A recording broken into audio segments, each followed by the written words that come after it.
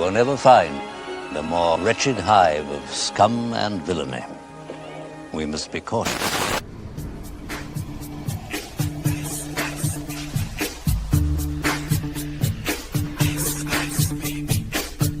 Hey guys, looks like your free ride's over, huh?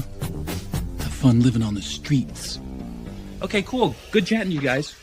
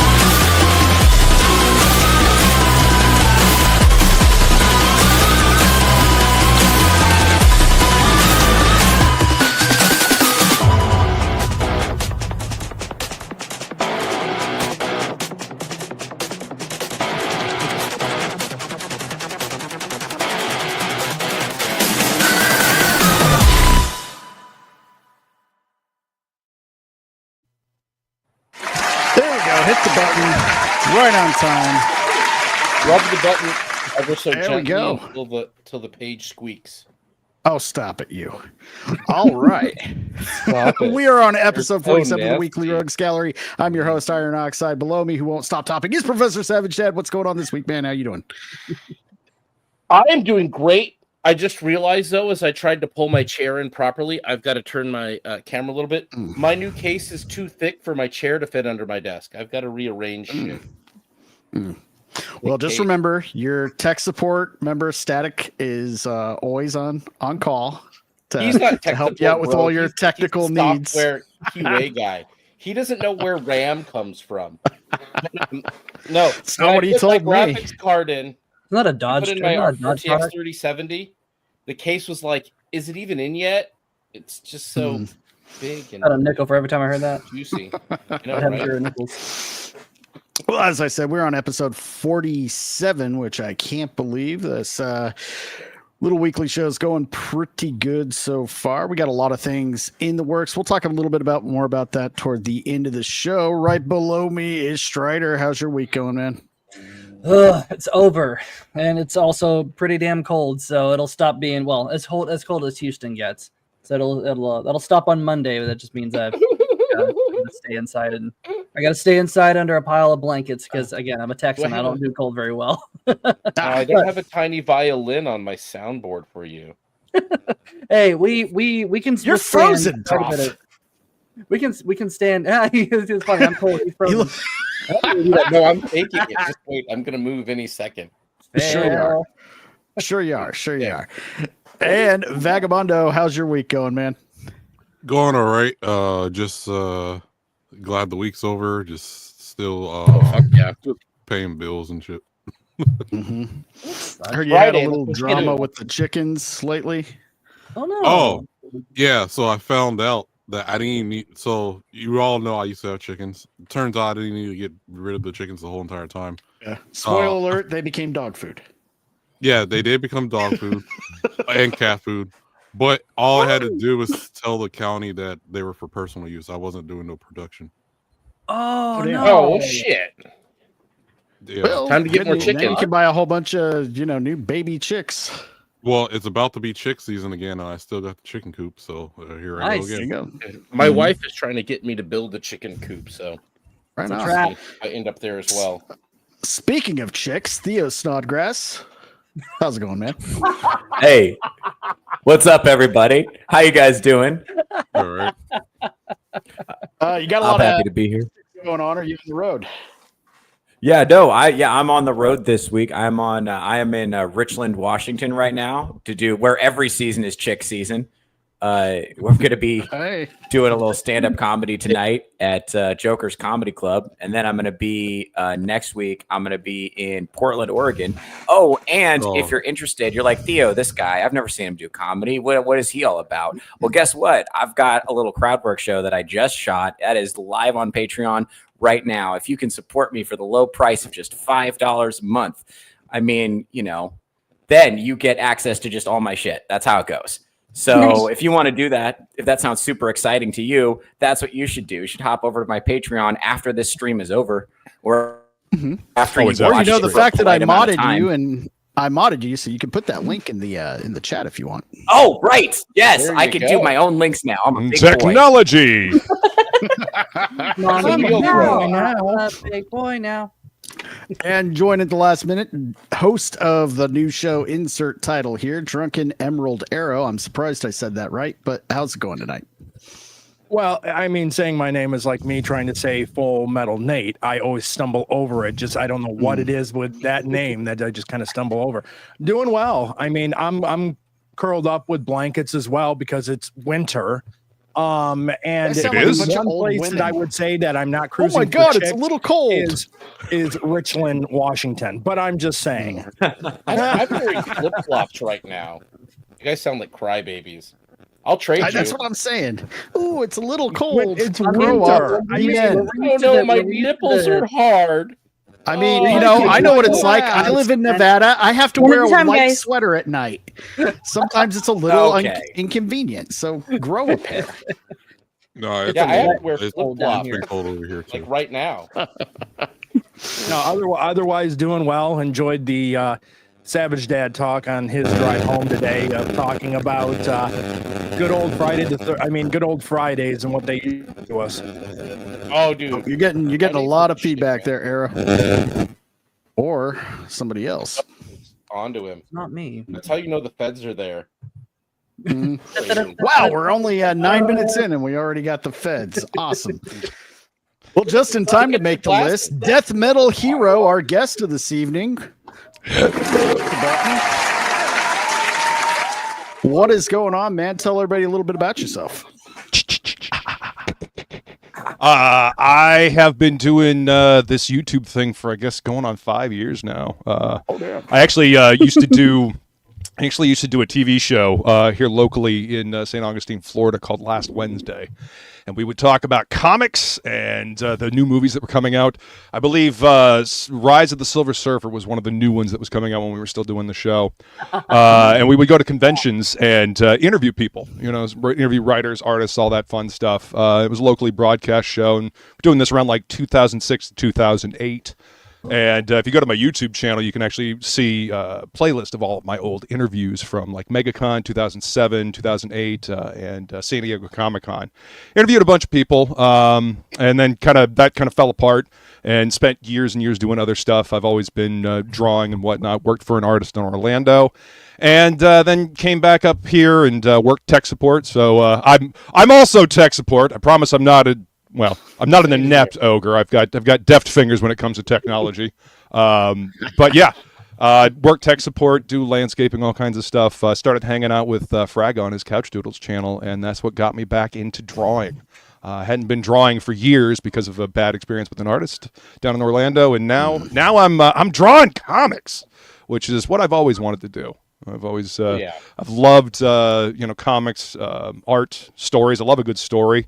I worked in my local comic shop for about 7 years, from 2015 to 2022. So I kind of watched the industry faceplant and collapse in on itself. And over that course, what's your opinion of modern day comics? It got very hard to recommend anything that was up on the new wall of the comic shop. And I was paying attention to the indie stuff, and it was like, well, there's a lot of cool indie stuff, but I can't say that working at a comic shop because we kind of have to sell the stuff that we paid for that's in the shop here. So let me point you towards these older books that are in the back issue bins that are much better. They're got better artwork, and they're much more, much better written. They've got better stories. So yeah, I mean, there's a lot of cool indie shit out there right now. A lot of cool indie stories in the crowdfunding sector, and in the the self-publishing, and the Image is putting out some cool stuff. Ghost Machine is putting out some cool stuff. So there are good comics out there. You just gotta look for them. Yeah. And you got to encourage your comic shop to buy good stuff. Put that stuff on your pull list. Otherwise, they're not going to pick it up. And with Diamond going the way of the dodo, it seems, it's going to be even harder. Now, it could be an opportunity for some enterprising person to create like an indie distribution system to be able to distribute all these books that, we're trying to get into Diamond, because Diamond was always like a fucking crapshoot. You'd pay your money, you'd take your turn, and hopefully somebody would be looking through the back of that book and see your tiny little, thumb-size ad with a picture that's about as big as your thumbnail, and maybe take a chance on your book. And that's what I used to try to do going through previews. But yeah, so I mean, there's a lot of opportunity,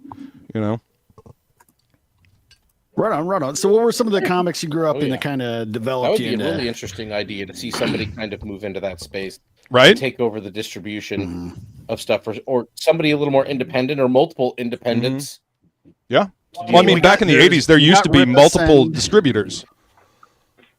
And who's the other guy doing something similar to that? I always forget the name, but they got some. But well, I know Pete Cimetti crowdfunding's starting to kind of fizzle out because of a lot of burned, Yeah.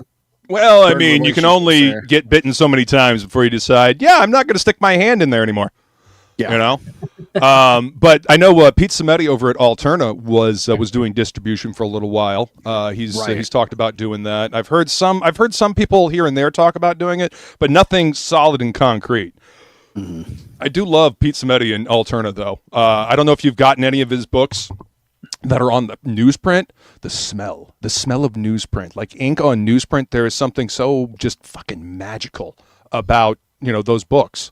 And I think Pete is continuing that. And I don't know if you guys have ever read King Cryptid, but it feels like an old school, like 80s Marvel comic book. It's a lot of fun. I have that one bookmarked. I haven't checked it out yet, though. Definitely worth reading. That's one of the other drawbacks. Even the ones that you're gonna actually get. The price is still usually a little steep on some of those, so it can be a little challenging to pick and choose what you need, what you want. Mm-hmm. Where what you'd want to do is just literally buy everything. The best thing I've read all year was an indie book, and actually, a mutual friend who actually pointed me in your direction, Vaughn Coleman. His book. Oh yeah, Vaughn's great, man. Nova. Oh yeah, that first issue blew me the fuck away. I mean, that's awesome. right up there next to Last Ronin is like on the top 5 things I read. Heck yeah, Last Ronin was great. Oh my god, so did you just read Last Ronin? Really? Last year, yeah, because I just got it last year. Oh, last year. Oh, Yeah. wow. Didn't I just say I was kind of, poor? I mean, I understand. I got a stack like this tall of books, you know, so I get it. I treated you that for the video help I asked for, Iron. I stand by that too. Nothing's for free. I'll trade you comics for it. No. Barter system. Well, speaking of poor, I just want to say for anyone new here, just like and subscribe if you're not subscribed already. That's right. Yes, absolutely. Thank you, Vagabond. I always forget to mention that part. You will not be disappointed. 374 subs. Can we get at least one? So you've got the nice 125 goal to look at. I didn't even know. Last time I checked, we were at 353 still. So that's all. That's great news to find out today. Growth, yep. Wow, 374. That's cool. Thanks, everybody. Nice. Nice. Come on. Anybody got a sub out there? Come on. Somebody in chat. Now, if we get to 500 your subs, out. Come on. I'll unsub and then resub. If we get to 500 subs, I don't know if it works like that. Oh, darn. Professor Savage Dad will eat a whole pie. When we get to I'll eat a whole pie. I did that on the reg. Hey, I never ate a whole pie on stream, but I saw that one guy you had on. Right, but yeah, if right. we get to 500 subs, we should invite Ethan Van Piver back. Who knows what he'll do to a pie on live stream? I'll eat a whole steak. You know. Watch the subs go down. No, I was going to save this for a little bit later, but you got me fiending here, so I got to take a look at your book here coming out. So here's the Indiegogo. We're going to take a look at the trailer. Ooh, age restricted. I'm even more psyched now, man. So Mercenary Guild, what can you tell me?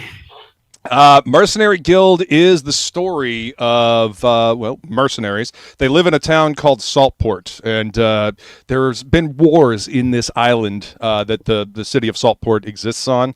And this evil that was beaten back now seems to be reasserting itself in the land. And so the town is itself war-ravaged, and there's the evil's starting to encroach on this town again and attacking the citizens. So the Mercenary Guild, they're just trying to live. You know, they're just trying to make a living in this town. They're the only thing that stands in the way of this ancient evil that is reawakening in the land. But you got Zeth, who is the half-elf wizard of the group, and then you've got Bane, which is the bald, one-eyed warrior right there, and then you've got Malchus, the Wolfman rogue of the party. And so that's cover A right there. That'll be the main cover for all of the different campaigns that we do. And then this is going to be cover B for the exclusive for Indiegogo. Nice. Yeah. It's kind of like a Wanted, but mixed with Uncle Sam, I Want You, obviously, for Mercenary Guild. I do believe that's also going to be a poster that's going to come with the book. Very cool. Very cool. Thank you. All right. Nice. And then, we got the first 8 pages of the book, and as you can see, the goblins are running amok. Now, this 2-page spread, if you look closely, there's a few goblins hidden there, here and there in the background. And they're just being goblins, you know. They're awful. I like the good. Just evil's evil. I like that. Oh my God. Wow. Oh my God. Yep. Goblins being goblins, and then the big bad comes in and says, "Hey, that's not the job I told you to do. Get back to work." And then Mom, of course, was like, "Fuck you. You're not taking my kid." And unfortunately, it doesn't work out well for her. Ooh, grim. I like the classic wolf design. Very cool. Thank you. And as you can see, Malchus is drunk off his ass, and he's going to try to pickpocket this fop that he's marked. He's been following this dude, and as you can see, he fails his stealth roll magnificently, and he has to fight his way out of it. We don't know anything about that, do we, Iron? Of course not. We are what are we on? Episode 18 of Curse of Strahd over there on Nate's channel? I think next week will be 18, yeah. Nice. Let's take a look at this trailer here. Yeah, that's why I was getting psyched, because it definitely has an old school D&D feel, right down to the artwork, kind of retro callback. I like it a lot. That's definitely what we were going for. It's the writing is inspired. William told me that the writing is inspired by R.A. Salvatore and old Savage Sword of Conan, and that's what I was looking towards for artistic inspiration, along with Berserk and other stuff like that. Yeah, very. I was definitely getting a Berserk is life. vibe. Indeed. Bleach is life. Shut up. Yeah, right. Oh, did you say Bleach? I'm Bleach kidding. I'm compared to kidding. Berserk. Berserk is amazing. Oh my god. Berserk is amazing. I will kick you from this stream and No, you'll never I get an still invite haven't back. watched Berserk. It's okay. We won't die on You that never hill. watched Berserk? What's wrong with you? No, I'm working on Hunter x Hunter right now, but I'll get around to it. Forget Hunter x Hunter. Go watch 97 Berserk right now. I agree. Okay, so the 97 Berserk is the anime to watch. See, I've got the big thick omnibus volume 1, and I've started reading that. I love the artwork in it. It's absolutely gorgeous. It's awesome. Oh, yeah, dude. if you're Good going to omnibus, watch man. the anime, Mhm. 97 Berserk, Okay. or you can do the movies. The movies Okay. are good. Stay away from 2016 Berserk, even though I watched it. That's Oh, just yeah. CGI That crap. animation's ass. Modern. Oh, okay. I watched it all because it was Berserk, but it's Right. 97's where it's at. All right, I'm writing that down. 97 I will Berserk. check it out. All right, 97. let's check out this I wonder if it's on trailer real quick, guys. Crunchyroll. I'll go watch it.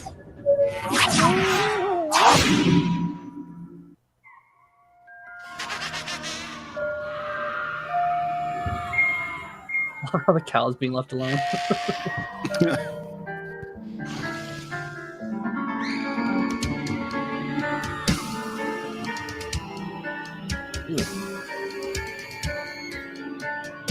Damn. Yeah. Oh man, He's my favorite of the goblins. In a small war-ravaged town on a remote island, an evil once thought vanished still lurks deep within the land and is reawakening.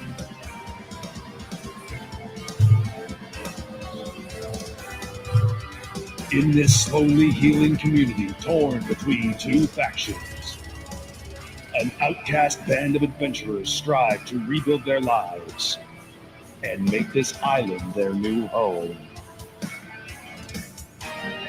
As darkness encroaches upon the weary citizens, only the Mercenary Guild stands in its way.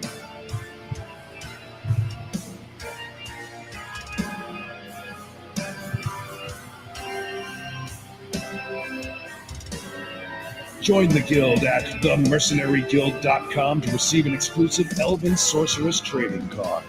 Oh, nice. Very cool. Very cool. Yeah, And, I do believe on one of these campaigns, the original artwork for this card is going to be available for sale. Cool. That is Nice. Nicole, the Elven Sorceress. And Wow. you can still... Hot you can, Chicken Comics. I'm there. hey, man, you know, we like old school comics, you know? Any Oh yeah, body look at pillows that. She available? actually has a figure. She looks like a woman. It's not like all modern comics where they flatten them all out. Will she be on a body pillow? No curves, That's her no friend. nothing. You'll have to talk to William about that one. I don't know. You might be able to convince him. Now, who did that artwork? Was that yours or your partner? Oh yeah, I'm the artist on the book. I did the pencils and inks on all of it, and then W. Frank Walk did the colors, and we've got Eric Weathers doing the letters for the comic. So yeah, Oh, cool. Very cool. yep, and kind of got hooked up with this project because working in the local comic shop, these guys from Shattermere came in from Jacksonville, which is the town just about 30-40 minutes north of me, and they came in and they were talking about their book they were putting out, Hardly Heroes. Had me do a variant cover for them, which is also a hot chick. So this is my first published work right here, Hardly Heroes number 7. Oh, cool. Yeah, we have we have a spicy version of this cover as well. You can get this on ShattermareComics.com. So yeah, they had me do this, and then about a year later, after the comic shop got sold to a different person, I went down to MegaCon, was doing interviews in 2023, talked to Brian, and he's like, "Hey, I got this new project. Are you looking to do maybe some interiors?" I was like, "Sure, send me the script. I'll see what's up." And about a year later, here we are. Launched at the beginning of February. So yeah, I've always wanted to draw comics. I've done a few things here and there. I've done covers, I've done cards, bookmarks, that kind of stuff. This is my first book where I've done the interiors of the comic. Oh, right on. So definitely a bigger workload. Oh yeah, storytelling is storytelling from page to page, from panel to panel. A lot different than just doing pinups. You know, you gotta really think about what you're doing, how it transitions from one panel to the next. You know, the storytelling's got to be consistent all the way through. Otherwise, it feels disjointed. So yeah, it's a lot different than just doing doing pinups. I like pinups; they're fun, but storytelling is where it's at in comics. You know, it's a different skill set, and it's a lot of fun. Pinups, you say? Well, right. Pinups, yes, pinups. Oh no, I just thought 10 by accident. What the hell? Definitely go support I that do like birthday the cheesecake. I'll just say that.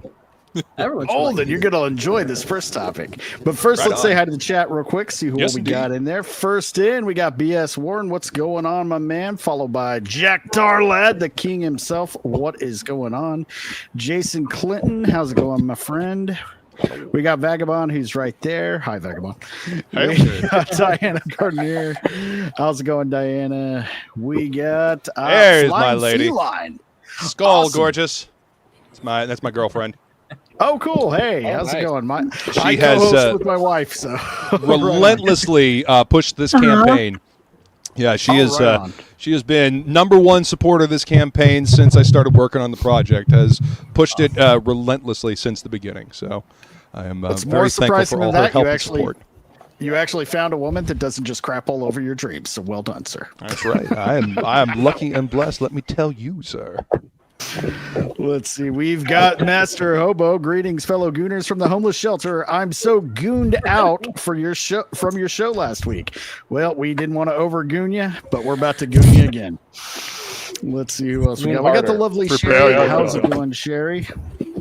And I think that's everybody for the moment. Double check here. Yeah, I got everybody that's not on the panel. So good seeing everybody come in. There's our producer, ScreamQueenSelena. And you doing okay, Selena? Actually, no. I'm having the worst connection problems. Like, you guys are going in and out. Your topics, like your voices are going really fast and then really slow. And reload the browser. I restarted the computer. I'm doing everything I can. It's not working. I don't know what's going on, but I've tried everything. Yeah, it sounds awful, and my internet is showing like 1 bar. Have you tried turning I have off to and do turning some back surgery on? to that later. Unplug the router and then plug it back in. I got to dip out. Yeah, it's not working. Yeah, if she unplugs the router, then I'm gone too, because she's just over there. I know. I was setting something up for hilarity. I'm sure you were. Some bitch. I know how Theo I feels can't now. hear it. Damn hecklers. Okay, we'll try to restart, and if you can rejoin, you can rejoin. I'm sorry. Theo's actually It's funny. all right. Joke. I wasn't telling a joke. I was trying to set up a funny scenario. Oh, okay. She goes over, unplugs, and then all of a sudden Iron disappears. Iron pauses like this. The funny thing is when I go up to visit Feline at her house, you know, we have internet issues as well. We literally have to turn off the Wi-Fi on our phones or tablets or anything else just to make sure it's just our computers on the Wi-Fi. Otherwise, we'll start stuttering as well. So yeah, I'm not sure if it's Chrome or if it's StreamYards or a combination of both. But damn, sometimes it stutters. Or it could be internet. Always doing maintenance. Well, yeah. It's funny. Theo's over here on hotel Wi-Fi and has a better connection than all of us. I'm doing all right now. No, dude, my connection is so ass right now. I was worried that like my connection is what's fucking it up for everybody. See, I went old school and and go do a little surgery to her laptop later on this evening. So I went Internet says no. Blow it out. Just blow into it, Iron. Yeah, you know, like an old SNES cartridge or a NES cartridge. It works. Yeah. Yeah, you know the reason why that worked, right? The window.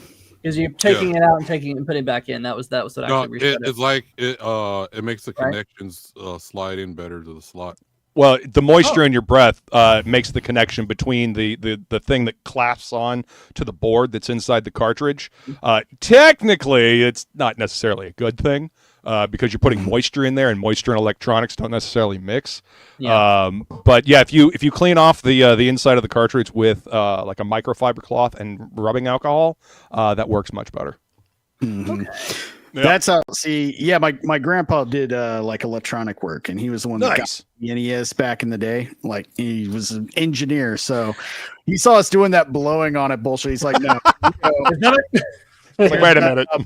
He gave us a bottle of rubbing alcohol and a Q-tip. Just put one drop on there. Go one side, the other side. No more, no less. Put it in, it'll work. Every time, no problem. I started doing that with my friends, and they all thought I was a fucking genius. It was great. I was the smartest third grader in all of town. Start charging for your service. Boy in school, right? Well, I wasn't that smart. I didn't think about that at the time. I could have away with a lot of candy bars or whatever. Hindsight's 20/20, right?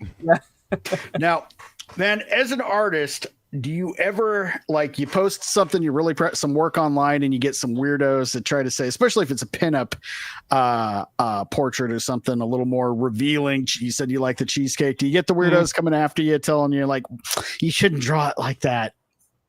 I have before, but generally speaking, I don't. Just because I honestly don't fucking care.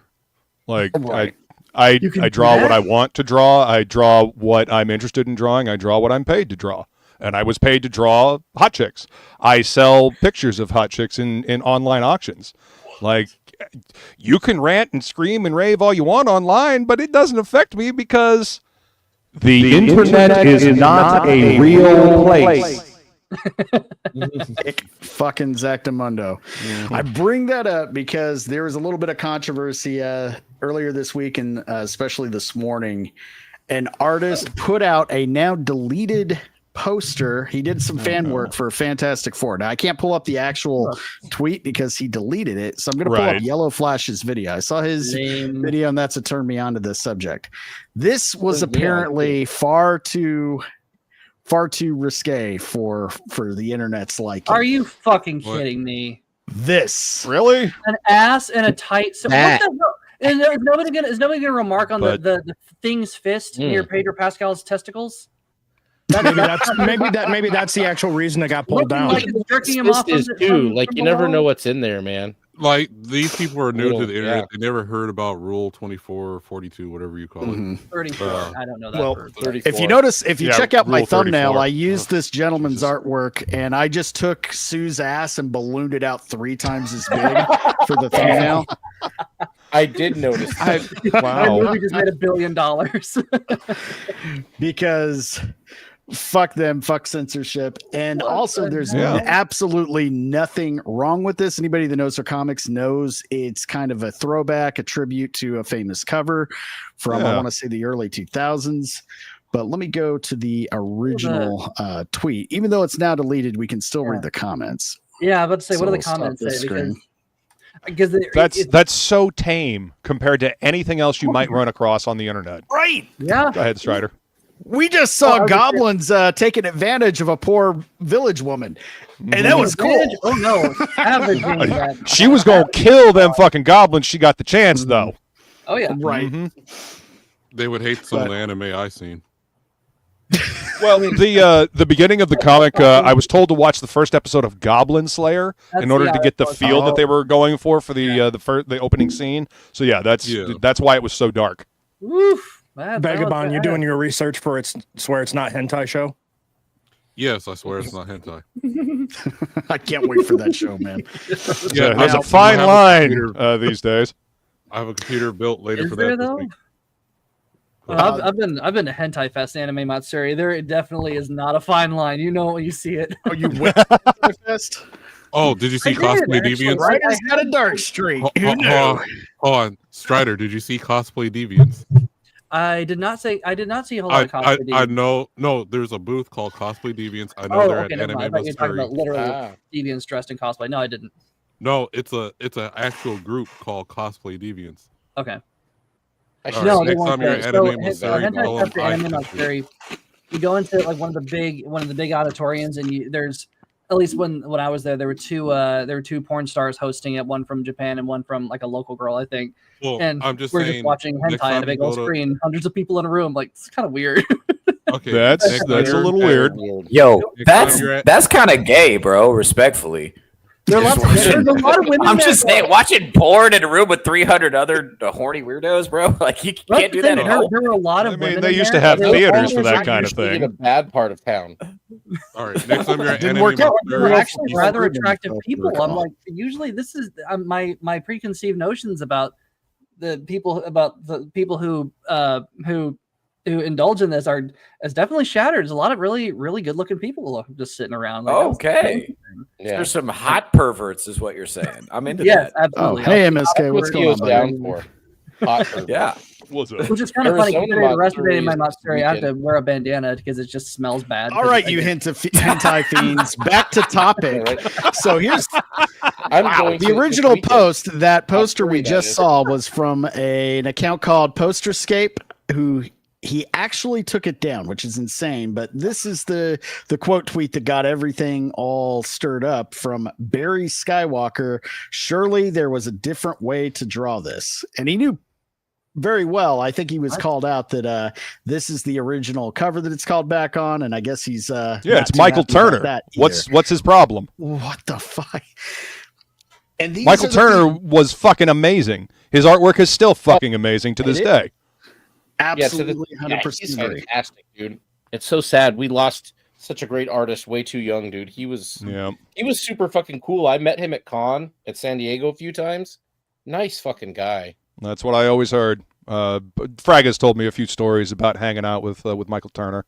That was one of his best friends. It was his best man at his wedding too. Oh damn! Oh wow! Yep. So it's definitely a sad thing that we lost Turner. He was a fucking giant, just giant of talent. When it came to drawing women, there just wasn't a guy who had it better, man. He made some of the hottest chicks you've ever seen in comics. Oh yeah, Witchblade, Fathom. Just to name a few, Soulfire. He was fantastic, man. That's where I don't get the pearl clutching, man. Comic books not that long ago did consist of things like Witchblade, Fathom, Gen 13, all of that, very over the top. But if they were a little more on the edgy side. But now it's just there's room for both. You can have kid books, and you can have somewhat more serious. Then you can have edge, and we're somebody like this that's criticizing this work, and even the work, the fan work we just saw, are the ones dictating what does and does not get approved in modern comics. Which kind of like what Yellow Flash was pointing out in his video. That's what led to the massive shoulders on women, the uniboob. Well, the previous poster actually showed some some clothes, albeit clothes, but it still showed side boob. The original does show side boob. So what's the guy's problem? Stupid sexy Flanders. Feels like I'm wearing nothing at all. Nothing at all. Nothing at all. Now I'm reading the guy's comments. Maybe he was just trolling and it got out of hand, but shit. I'm honestly perplexed by this. I don't see, because there's so much more out there on the internet that you could be outraged about. Like this is so mild. Yeah. Like so mild. Like why? Why is this? I don't take it seriously. Look at his bio or whatever. Well, the they're Wikipedia fans. Well, I'm not going to pull up his bio on the live stream. From what I saw, let's go ahead. Oh yeah, there's all the usual stuff you'd expect. There you go. Dude, there's a new audiences. Crazy people. Right now the biggest thing Code they're trying Authority to back censor together. is just the female form. Yeah. Well, that was going to be my question. So if Johnny was standing like Sue is, and we were looking at Johnny's backside, would that be okay? Yeah. Would that cease the pearl clutching? Because I'm all for equal opportunity. Like, okay, go for it. I don't care. But it's got to be even across the board. If you're going to be outraged about Sue's badunkadunk, then you would have to be outraged about a dude in the same position. I'm just saying that's probably the reason why right there. Because his fist is like right in like jerk off level. It's not like arm is obstructing his whole middle section. It's just that's strange to me. That's what I noticed. Not Sue's ass. That's kind of odd. Well, he would really lose his shit if he took a time little trip down memory lane in the 90s, Sue Storm, when we had this action going on. God, I remember when they brought that costume out. Let's fucking go. Bring that. I'm sorry, y'all. That's I the know shit. 90s, I need that. I will Marvel play that is a lot skin of in crap. Rivals if they drop it. I'm there for that. I'll start playing Rivals Rivals if they actually put that in. Sick designs. Yeah, her Malice costume design when Sue went bad. I mean, that's on par with like Madeline Pryor's Goblin Queen design. Oh you know? yeah, dude. Oh yeah, it almost identical, maybe just a little toned down, but not by much. Not by much. Oh yeah, Feline says, what about the Batawang? Oh, they lost their shit on that as well.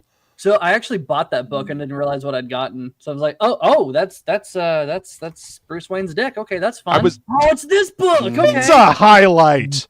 Like, if you didn't really understand, if that panel was taken out of context, you'd have no idea.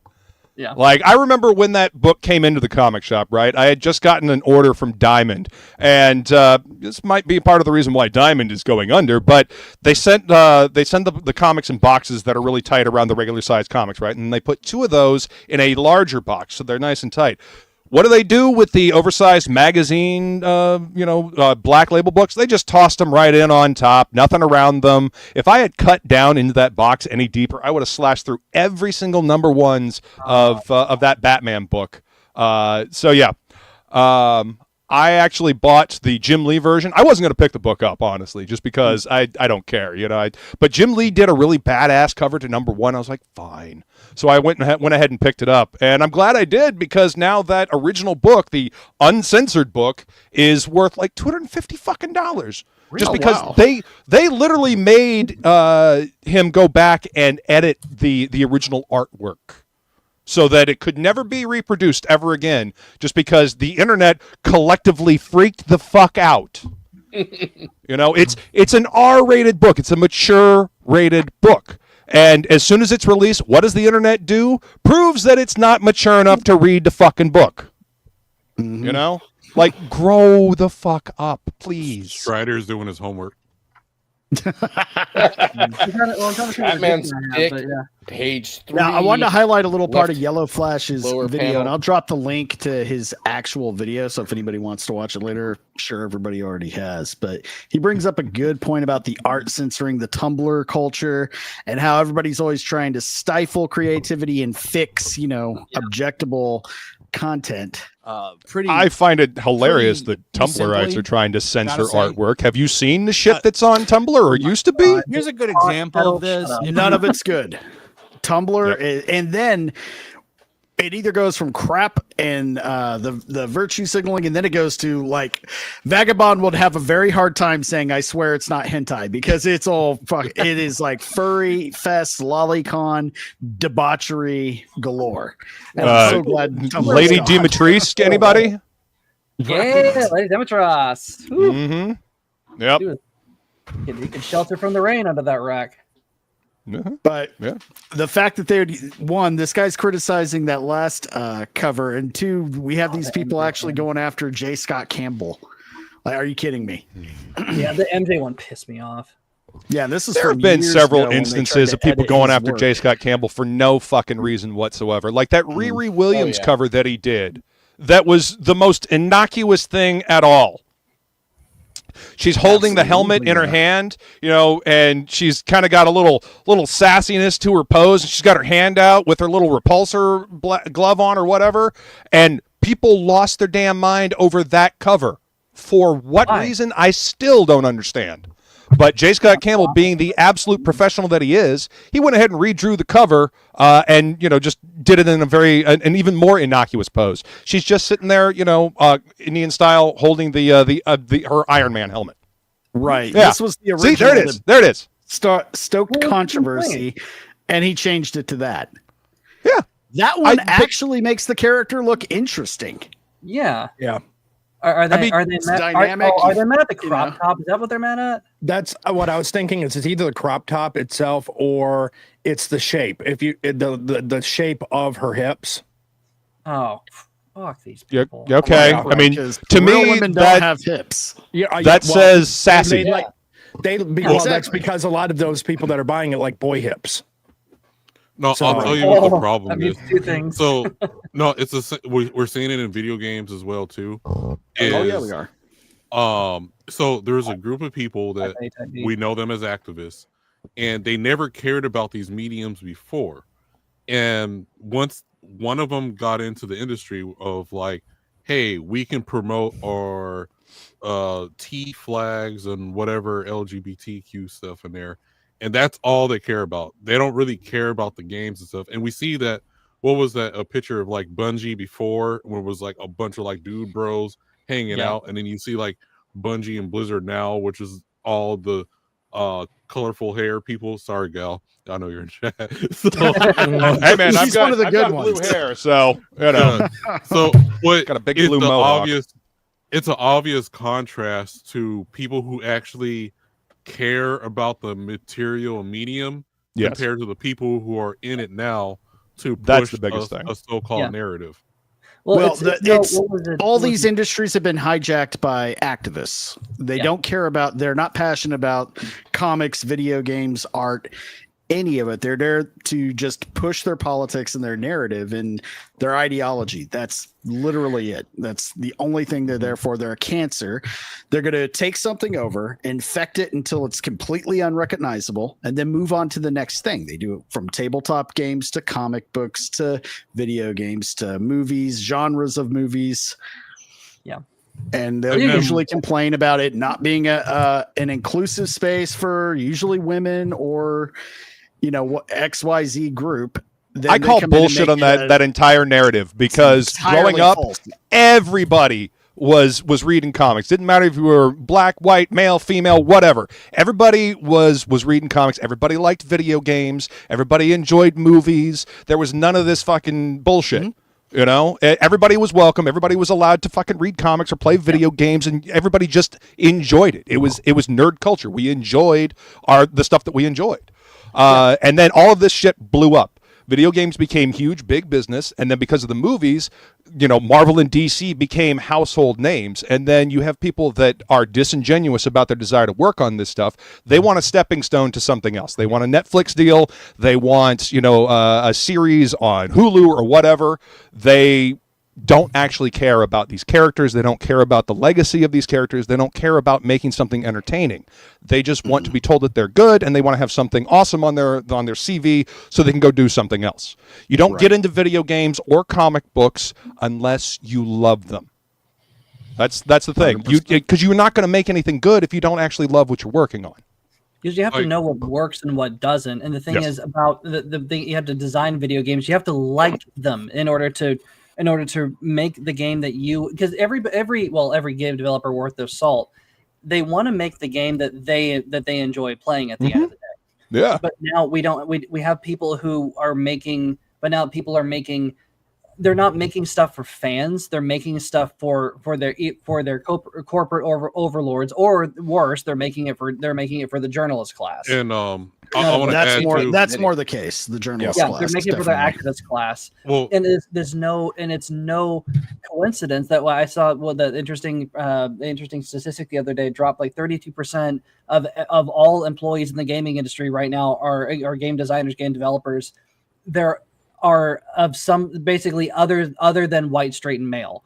And is it any wonder that in the past 5 years we've had a colossal just glut of shit come out? Everything's been bad. Every sequel. How do you screw up a Suicide Squad game that badly? How do you do a Dragon Age sequel that badly? By killing the Justice League and pissing on the legacy of Kevin Conroy as Batman. That's how you fuck it up that bad. That we'd have an issue with that. Like that's how you know a non-fan made that shit.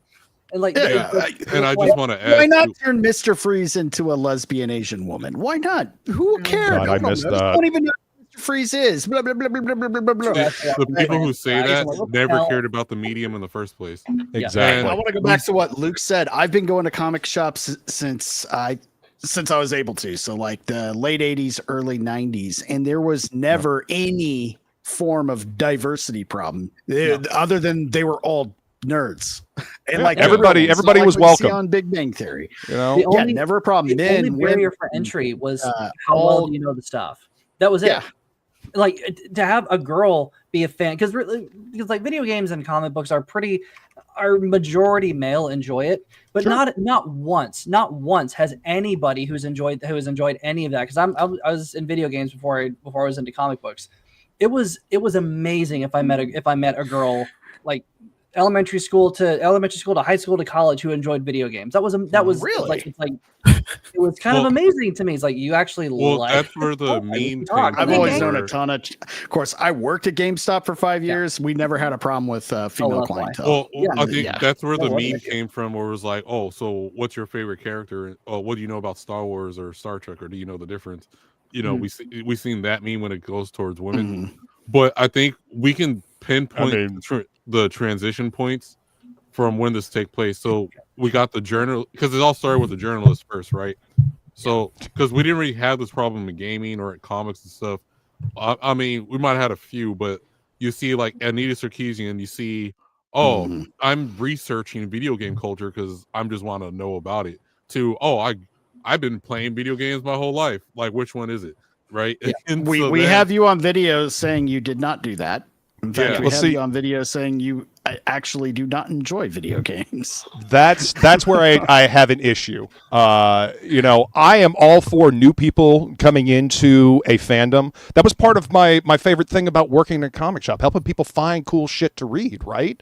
And so I've always wanted to turn people, because I'm passionate about comic books. I love comic books. I love stories. When I'm excited about something, I want to turn somebody else onto it. I want to share it with somebody. You know what I mean? And so I always want, new people to check out the hobby, because this means something to me. But don't come into a hobby that is clearly new to you and pretend like you always been there, like you always been down. Right. Because I grew up in a time period where it was not cool to like comic books, where it was not cool to like video games, because you fucking nerd. You draw, you must be one of them nerds. You like to read, you must be one of them nerds. So yeah. I grew up with that shit. I was the fat nerd kid that liked comic books and liked to draw, and I dealt with that. But growing up with that, it made me realize that, hey, I want to be able to turn people onto this later. I am welcoming of new people getting into it, but I have a problem when people try to pretend like they've always been there when they ain't. Like nobody likes posers. Nobody likes a poser. And a lot of these journalists, a lot of these people working in the video game industries are fucking posers. Right. Pure and simple. Yep. Yeah, because like if any of us worked on a material that we enjoyed, instead of trying to change the established lore and characters, we're trying to add into it by, maybe I can make a new character that fits it within the world space or whatever. Right. As opposed to like, why can't Batman be black? And then just start making black Batman or whatever. I need to see myself as Batman. Right. Sorry to interrupt. Theo's got a ghost. Let's let him do an outro real quick. Yeah, man. Thank you. That's okay. I got a jet early because I have a comedy show tonight at Joker's Comedy Club in Richland, Washington. That's a great venue. That's awesome. Also, I have some new content on my Patreon, and please follow me on YouTube if you want to keep track of all the cool stuff I'm doing. So the free content's going to be on YouTube, and then I got some stuff paywalled on Patreon. It's $5 a month to join the Patreon, and I'm just going to be doing every 4 to 6 weeks. I'm just going to be putting out new stuff. So if that is interesting to you and you want to support my work, let's go ahead and do that. Also, I got great news for you guys. The merch store is in beta testing. We're doing a test order right now. So pretty soon we're going to have some sick merch. I can't wait to drop that. So next couple weeks, be on the lookout for that. Hey, take it easy. All right, man. Have a great show. Theo, your banana hammocks are going to just sell right out. Are you doing touch I've already grass bought a tomorrow dozen. Okay. I'm buying 2 of those. Before you now. go, Let's go. You need to do Matt Reef voodoo dolls. No, that's okay. Come on, why not? Let's go. That's fine. That's really fine. Theo, we're doing touch grass tomorrow, right? Oh, that's right. And Touch Grass is tomorrow. That's right. That's going to be 11 a.m. Pacific Standard Time. That's a podcast that I host. We're going to be discussing the hot topic of simping, why you shouldn't do it, and why it's destroying America. And so it's going to be great. We got a good panel. I'm really excited about it. Thank you. I will be there, man. All right, dude. Good luck on the show tonight. All right, have a good one, man. All right, see you, man. Yeah. Watch out for the Right, Richland everybody women. go follow and sub Theo and all that good stuff. Yes. And some suck. Back to the topic now. We were talking about how introducing new people always a good thing, right? Yeah. Now here's where what I've seen, and this is a generational thing and like a new level of narcissism that's kind of developed since about the year 2000 and only gotten worse over the last 25 years. It's you don't, instead of going into something new to take that in and learn everything you can about it and maybe even, grow from there. It's what can I do to make this more like me? I like this. Yeah. I just wish it reflected everything about me better. It goes back to what you were saying earlier, and it's been mentioned a couple times already. This is all because of Big Bang Theory normalizing nerd culture and trying to ruined it because it made normies go, "Oh, I'm a nerd. Oh, cool now." It's cool. Fuck everyone involved with I know who Richard Feynman is by name. Hated. It's got some funny episodes, but yeah, it does. Yeah, early on it was I good. could go back and erase it from They existence. very clearly hated nerds. Yeah. That show hated everyone on this panel. That show hated you. It hated the shit that you liked. It hated the crap that you stood for. It hated everybody who was smarter than them. That's what it hated most. Yeah. People more intelligent and more creative than they were. That's what it hated, because that's what people like them always hated. You knew those fucking people in high school and college that would always shit on you because you were smarter than them, more creative than them. Just a bunch Reading of comics. narcissistic assholes. Yeah, exactly. The dude that created Big Bang Theory is the same dude that created 2.5 Men, Chuck Lorre. Two Broke Girls. Yeah, he's done a lot of stuff. I mean, he was just looking for the next big thing.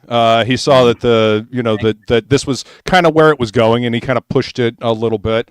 I have always felt that Big Bang Theory is blackface for nerds.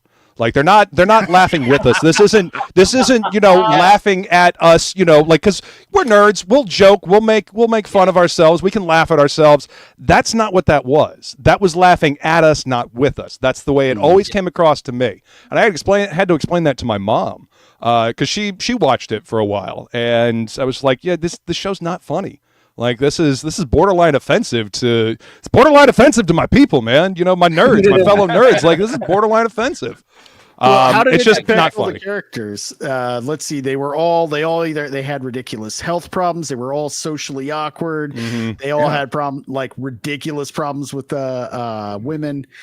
And you always knew a few guys like that for sure, but that can be the same for any fucking group. There's always just a fucking weirdo that just sucks at at life. Yeah. They were all kind that of you feel sorry for. Yeah, they're all kind of we all like Strider, and he's still here. But what I was saying too. But no, it's a lot of negative stereotypes that just weren't a real thing. Not for the majority of the nerds you'd run into. Yeah. And what I was saying earlier too, we see the transition to where the journalists started changing, where we're seeing articles instead of talking about Resident Evil, they're talking about Trump in 2016. We had Wolfenstein, the video game, making fun of the journalists, whereas like you play it on easy mode, that you were the bib and the binky bottle or whatever. We had the guy playing Cuphead, the tutorial couldn't even jump over the fucking shit. That was fucking hilarious. Was that same guy, or was it a different guy who did a Doom Eternal tutorial? I think it was the same guy that did Doom, where he couldn't even get past it. Like he couldn't even play on Doom on easy. And so then after that, I guess the journalism wasn't working. So then they start infiltrating into the video game space and the comics and anything they can get their hands on. And it's like, oh, well, all of a sudden these cards in Magic the Gathering are racist because orcs represent black people or whatever. And who the fuck decided that shit? They said that about everywhere with orcs too. That was Wait, you're the racist shit that I've seen. That's like that it shit. got worse when they said goblins were Jews. Like, no, that's the thing. Dude, who the fuck decided that shit? Like them. They say this shit, dude. I fucking. That is the most obvious amount of projection you see from people like that. It's like, no, you have this racist thought. Nobody else was thinking that. It's like that same thing I said the other day, Iron, about replacing original black character like the Falcon and giving a white man's hand-me-downs to him to make him relevant as Captain America. I think like turning him into Captain shit. America is insulting to the character. Yeah, I like Falcon. Yeah, Falcon is a cool character. Yeah. Even in like old movies and TV shows, we started getting the warning symbols. Oh, well, this movie was because of the time. You might see things because of the time period or whatever. I was like, my grandfather watched the same shit. He didn't care about any of this motherfucker. Sorry, I'm trying to save your YouTuber. I'll cuss. I love when they cut the "We Are Siamese, If You Please" song out of Lady and the Tramp. That's the one I grew up on that, and that's the one I remember most. That was the only song I liked. It was kind of creepy. Like they were kind of creepy looking cats, and they're the bad guys. Like they're not. Well, like reminiscent. You can't even sing the Arabian Nights song from Aladdin or whatever anymore. Oh yeah, cut off your face. Really, I didn't know about that one. Well, because they're saying it's derogatory to Arabs or something. Like really, it sounds like for years, I knew Arab people who watched that movie and it was just fine and didn't complain one shit about that shit. Yeah, you know, I want to make a video with Arabian Nights playing and just add in a bunch of explosion sounds and see if anybody finds that offensive. Yeah, because there was like Arabian that will cut off your ear and whatever. They were saying that was offensive. Like, oh shit, just. Yeah. The more we were progressing, then we got like anime. Like the anime is like, okay, now anime is popular. The shows you used to watch just fine. Like we all grew up on Dragon Ball and stuff, and we know what kind of jokes were in there. Oh, now we're getting warning labels on anime. Oh, some scenes in here could be disturbing to some viewers. Like who? Like, well, if you remember Bleach, they had an entire character who's just who's a lusty stuffed animal. And he's constantly looking up girl skirts and flying across the room and burying his face in their cleavage. And like, what is the warning going to be today? Like that, they're probably banning those entire episodes. I don't know if they are. Well, even now, okay, so if you watch Pokemon or play the games now, Jinx, they made Jinx. Oh, I remember the Jinx controversy. Yeah, they made her purple now because it's it looks like blackface. What she's supposed to be a genie. And also like Mr. Popo is also a genie, so like and they made him a purple guy. The fan base actually, it shows how culturally intelligent these people are. They don't realize that that's actually based on both those characters are based on the same Hindu god that has completely black skin and pointy ears. It's not a reference to actual human beings at all. Which I find it weird because Mr. Popo that never went. That didn't go anywhere at all. Like it did not have legs. Everyone's like, "Fuck you, go away." And he's pretty much remained unchanged. Well, like has kind of because Dragon Ball is just it'd be real hard to go against the Dragon Ball fans. Well, exactly. But that's the thing. Why did Dragon Ball fans step up, but Pokemon fans didn't? Well, I think they did. Remember, they got rid of Brock because they thought he was offensive to black folks. Some black preachers that didn't watch Pokemon ever. And then, when they got Tracy and they got rid of Black. Yeah, I thought he was like Thai or something. No, so Brock is like there's these darker Japanese in like this beach area, and usually they got a darker skin tone in every anime, and that's what Brock is. But for some reason, a lot of black folks think any character that got a slight tan is automatically black. Oh yeah, dude. Remember that shit? Yeah. Characters? Are you kidding me? Like I'll be watching anime. I'll be seeing the list. I'm like, that character is like Indian or something. Like it does, just because of the character's darker skin doesn't mean they're black. And like they'll make these lists, and like they'll add Piccolo as being black. When he's like, oh, it's so stupid. Oh, I've heard of that. I'm sorry, he is clearly green. Yeah. Are you kidding me? But that's an allegory for blackness. Yeah, so like you'll see the list, like where they put Mr. Popo in there, they'll put Piccolo in there because he has the Black Air Force One energy. They'll say or whatever. It's so stupid. What? But yeah, so you never heard of that? No, I never heard of that. Like I watched Dragon Ball Z when it was like on Toonami, back on Cartoon Network, back when Cartoon Network was cool. And then at the end of the Frieza saga, I just kind of stopped, because I went online and I looked, because those are the only episodes that we had, and I went online to look to see where the story went, and the fact that it just went on forever. Yes, I'm just like, nope, I don't have time for this anymore, so I just kind of stopped. The last anime I really paid attention to was Trigun and then Cowboy Bebop, and that was like it for 20 some odd years. And a friend of mine made me watch, what was it? Full Metal Alchemist Brotherhood, and that was really fucking good. That's a good one. Man. Yeah. Yeah, but I still love all my old anime, like Ghost in the Shell, Akira, Demon City, Shinjuku, Armitage 3. All that stuff. Ninja Scroll. Ninja Scroll. Yeah. I'm gonna make sure I don't go on my Dragon Ball rant, but it should have stopped earlier. Like they were going to transition it off for Gohan to take over Goku's son.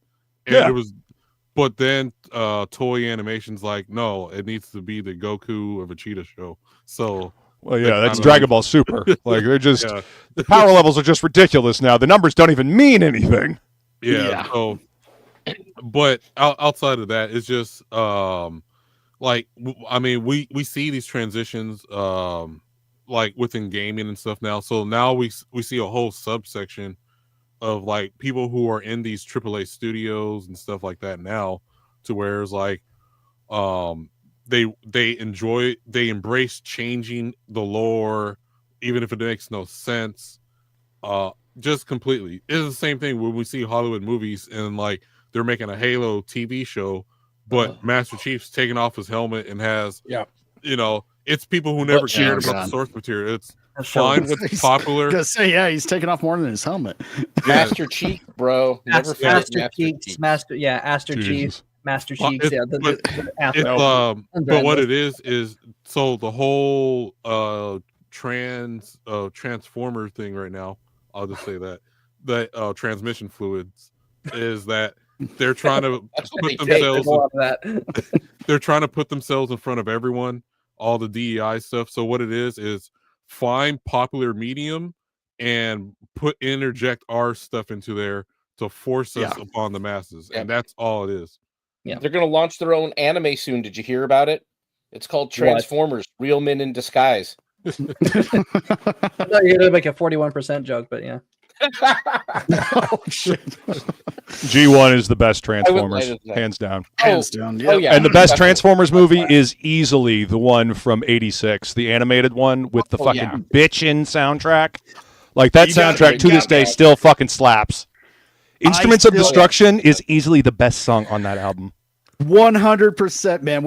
I was on a show where we were just talking about nothing but the 86 movie. And that soundtrack is still on my playlist, man. And Instruments of Destruction. And it doesn't just work on it as a song by itself, but man, that whole scenario where he's just going in just the onslaught. Dude, that's so traumatic. I mean, you watched Ironhide on the TV show for years and years, and then Megatron comes blasting in, and like Ironhide's like, "No, I'm gonna stop you." And it's like such heroic nonsense, and just blows him away. Right in the face. My tiny little mind just went. That was the thing, dude. That was what made the movie so great. It had fucking stakes. That's like media back then had stakes. Today, there's no fucking stakes. Well, even in content that was made for kids, it had. You're right. It had stakes. Decisions had consequences, and a lot of times, people didn't come back. Well, they had to make that movie, palatable for adults as well. Because the adults have to take the kids to the movie, right? It's not just the kids going to watch the movie. So they had to make it palatable for adults as well, and they did. I mean, hearing Spike's dad say, "Oh shit, that didn't work," and Optimus Prime dying on the table from his injuries, like that's fucking traumatic as a kid. But I mean, that movie still stands out. It's still really well done. And I mean, Orson Welles as Unicron, talk about gravitas. Oh yeah. If you can find it. The fact that he had such bad health problems when he was doing that voice work. Yeah. And they had to tweak and put his voice through a synthesizer, and it just made everything worked. It was like it was how it was meant to be. It worked perfectly. Like they'll never get that back. They might as well just not even touch. They probably already have shown Unicron in the live actions. I haven't seen any since I think the third one. They just lost me. Too much crap going on screen, not enough development of the characters. Yeah, I'm not a huge fan of the payformers. I liked Bumblebee all right because it had enough of a callback to the old stuff. Yeah, Bumblebee. Yeah, I heard that one was better.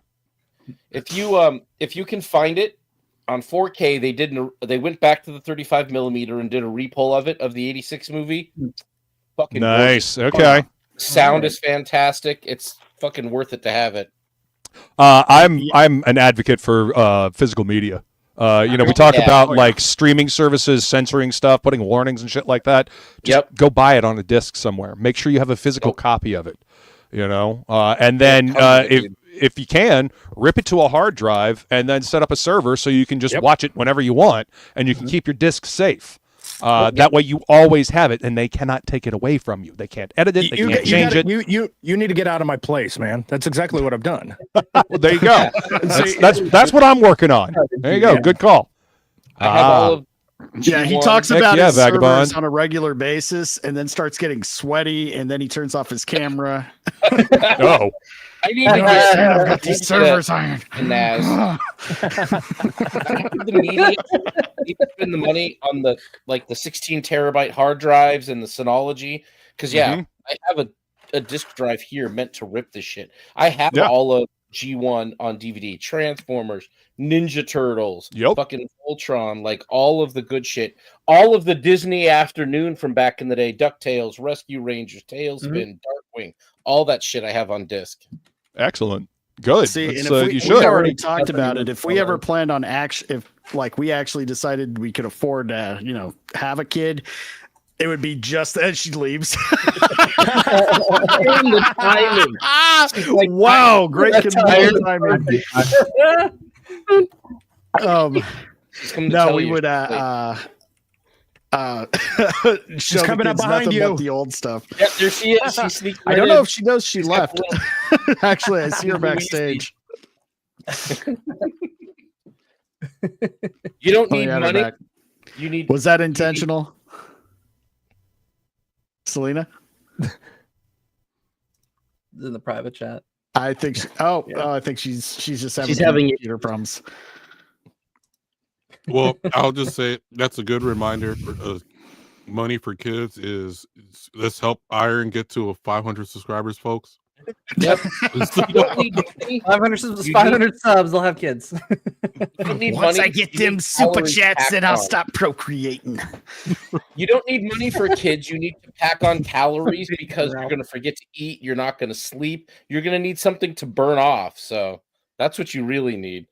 If you see me, I got plenty to burn off, man. I'm fine. Yeah, see, there you go. If you sign up now, we'll make sure Iron will make sure to put your name on the baby's wall. Hey, if you get to 500 subs before April, before Vegas, he will impregnate his wife when he gets to 500 subs. Let's go. Yeah, 500 subs. We need a mini iron oxide.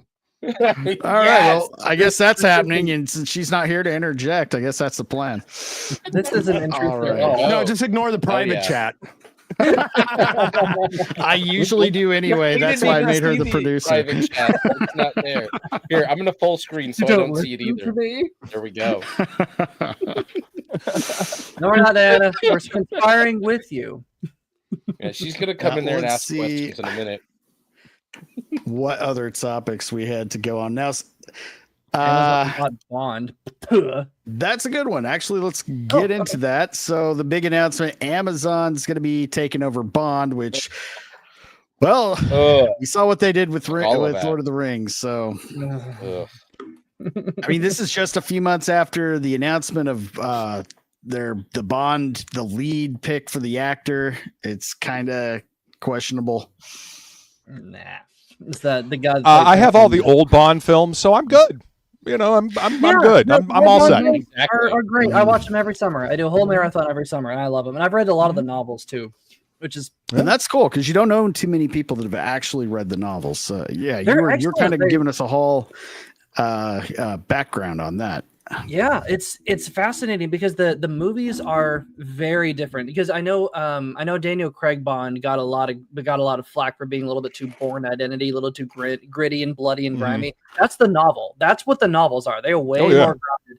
Not many gadgets. No quips.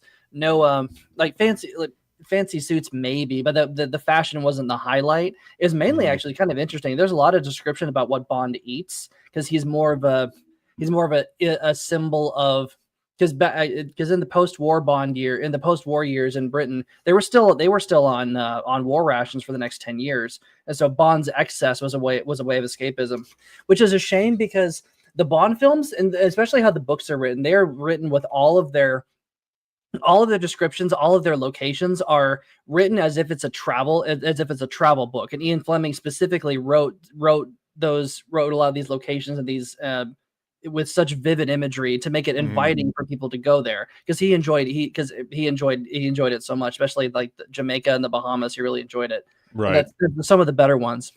But like having Bond on a small screen is a mistake because one of the highlights of Bond films is is their locations. The filming on location in Paris, in the Bahamas, in insert anywhere in the Swiss Alps. It's meant to be seen on a screen. It's like watching Star Wars on a small screen. It just doesn't have the same effect. It requires some actual skill and thoughtfulness and pre-production put in place and no digital bullshit, which the Amazon's not going to do. And especially that blonde bitch on the left, Jennifer Salke. She's still involved in it, and she's the one that axed Conan, axed the Conan show for being too hyper masculine. Yeah, and she's the one that brings the power. Toxic masculinity, all that. She used all the buzzwords. Are you familiar with the concept of Conan? He is a barbarian. Yep, I do. Strider, I don't want this. So Strider, what you're telling me is that Ian Fleming was a travel marketing agent. He's actually partially responsible for Operation Mincemeat, if you know what that is. It's the Man Who Never Was. He was a part of that, and is actually his biography is interesting. It's called For Your Eyes Only, and it's not very long, but you get a glimpse into. They actually theorize who M was, who Bond was based off of, and not a lot of it was based off of him. It's based off of people he knew, and I always heard that Bond was based off of Christopher Lee because they were cousins. He was the cousin to Ian Fleming. Yeah. Yeah. One of maybe 3 people, because there was also another sergeant major airborne sergeant major, I think, who also had a lot of similar adventures and lived kind of a similar lifestyle. Right. Can you imagine the movie we would have got if they would have put Christopher Lee as Bond back in his prime? Oh yeah. Talk about gravitas. I'm gonna say this now. It needs to be Henry Cavill, which I know they're not going to do. It needs to be Henry. Oh, Cavill could absolutely play the role. I agree. Yeah. You know? Yeah. He's got the physicality for it. Yeah. A day or two ago, they were watching all of the audition tapes from years ago. They saw, and out of all of them, Henry Cavill's was the only one that stood out.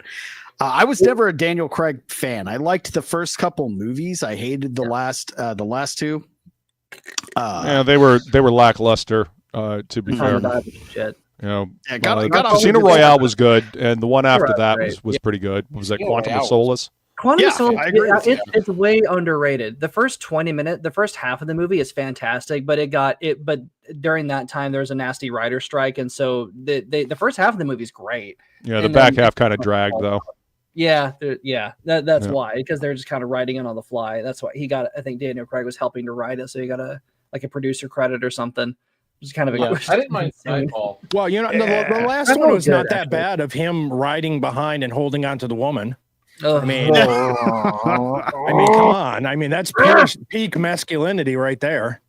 You want a prime example of Henry Cavill being able to be Bond? Argyle. Feline is bringing up Argyle. The last time I was up visiting her, we watched that. That movie's fucking great. Have you watched it? It's fucking hilarious and a lot of fun. And Henry Cavill is fucking awesome as a spy. He's great. I was going to say, he had me sold as Bond with The Man from U.N.C.L.E. Yeah. Oh, okay. Yeah, I never saw that.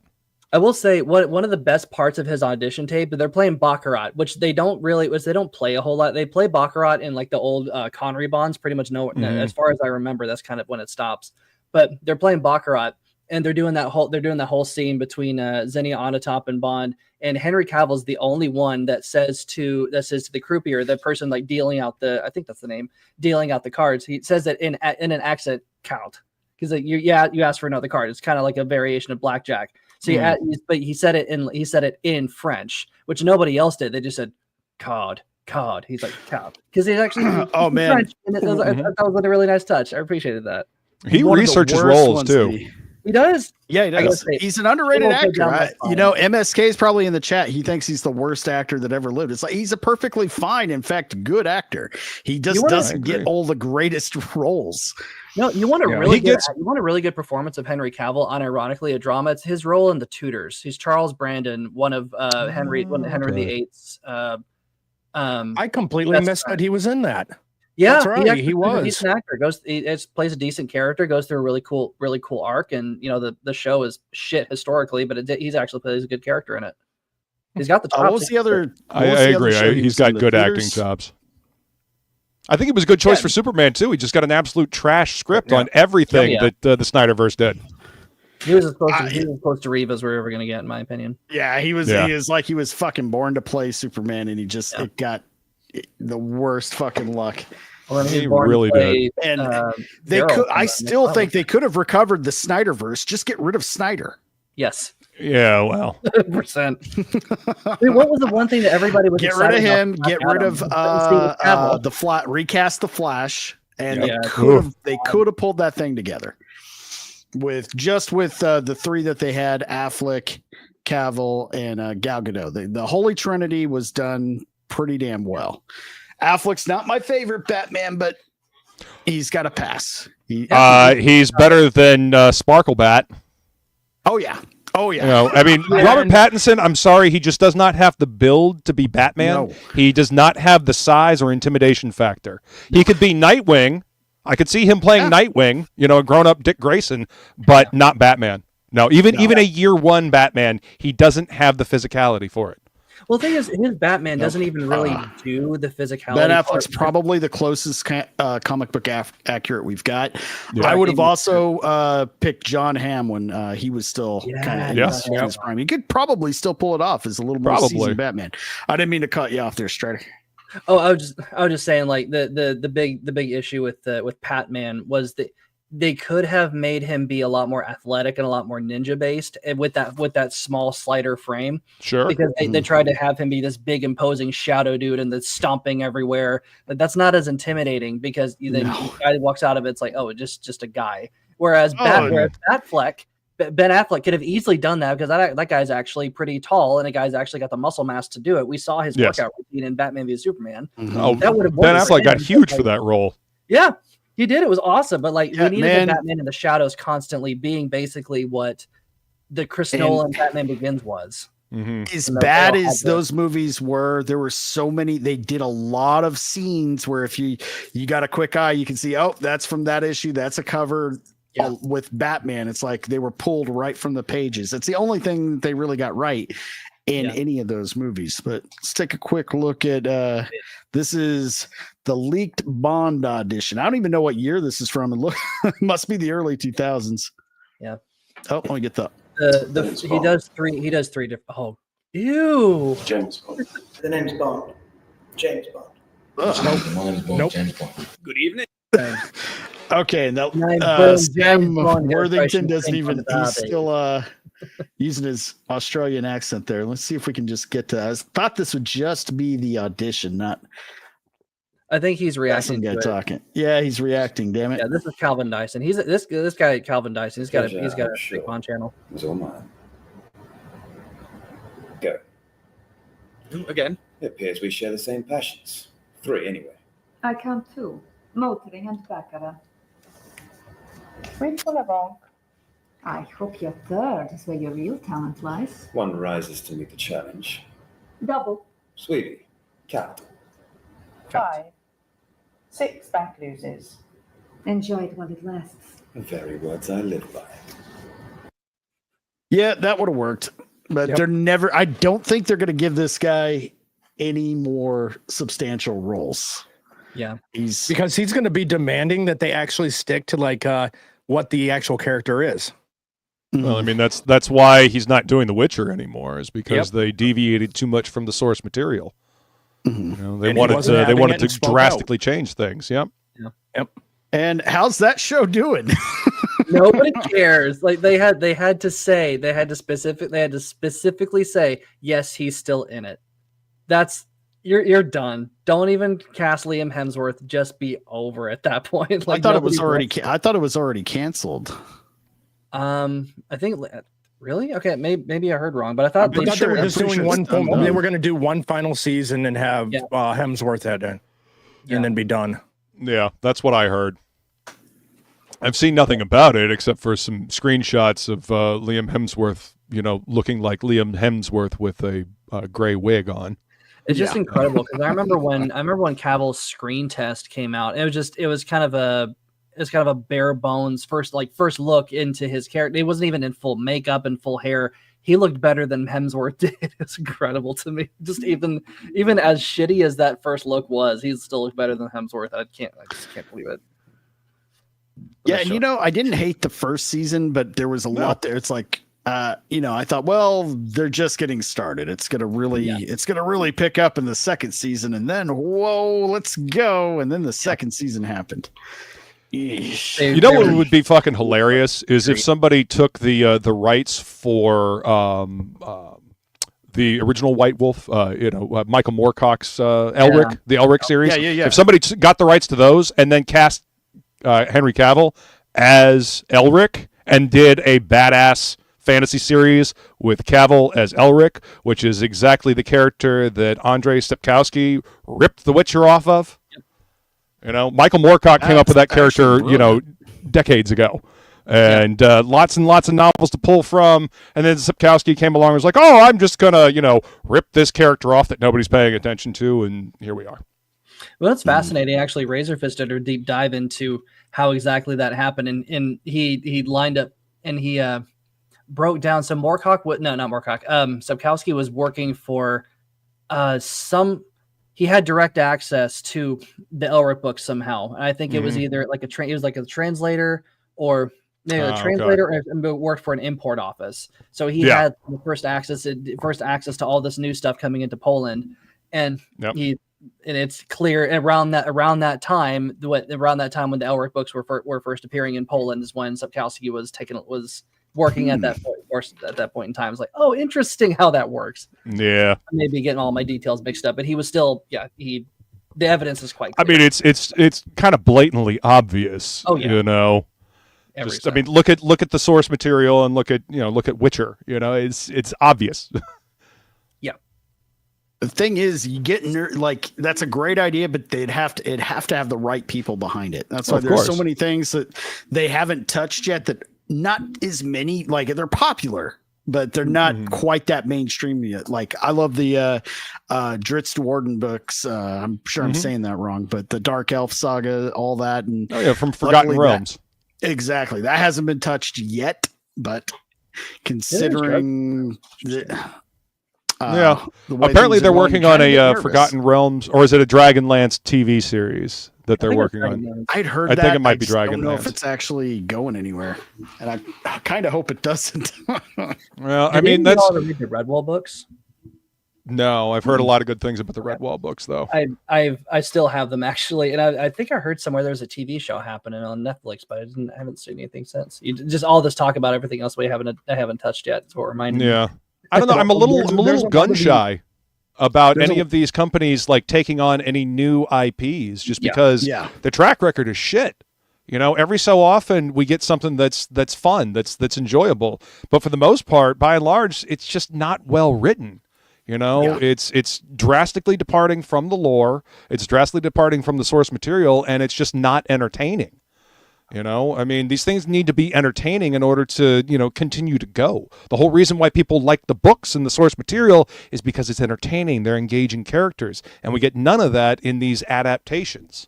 The reason why that's where the MC you always. Go ahead. Oh, sorry. Go ahead. I was just going to say who was made for.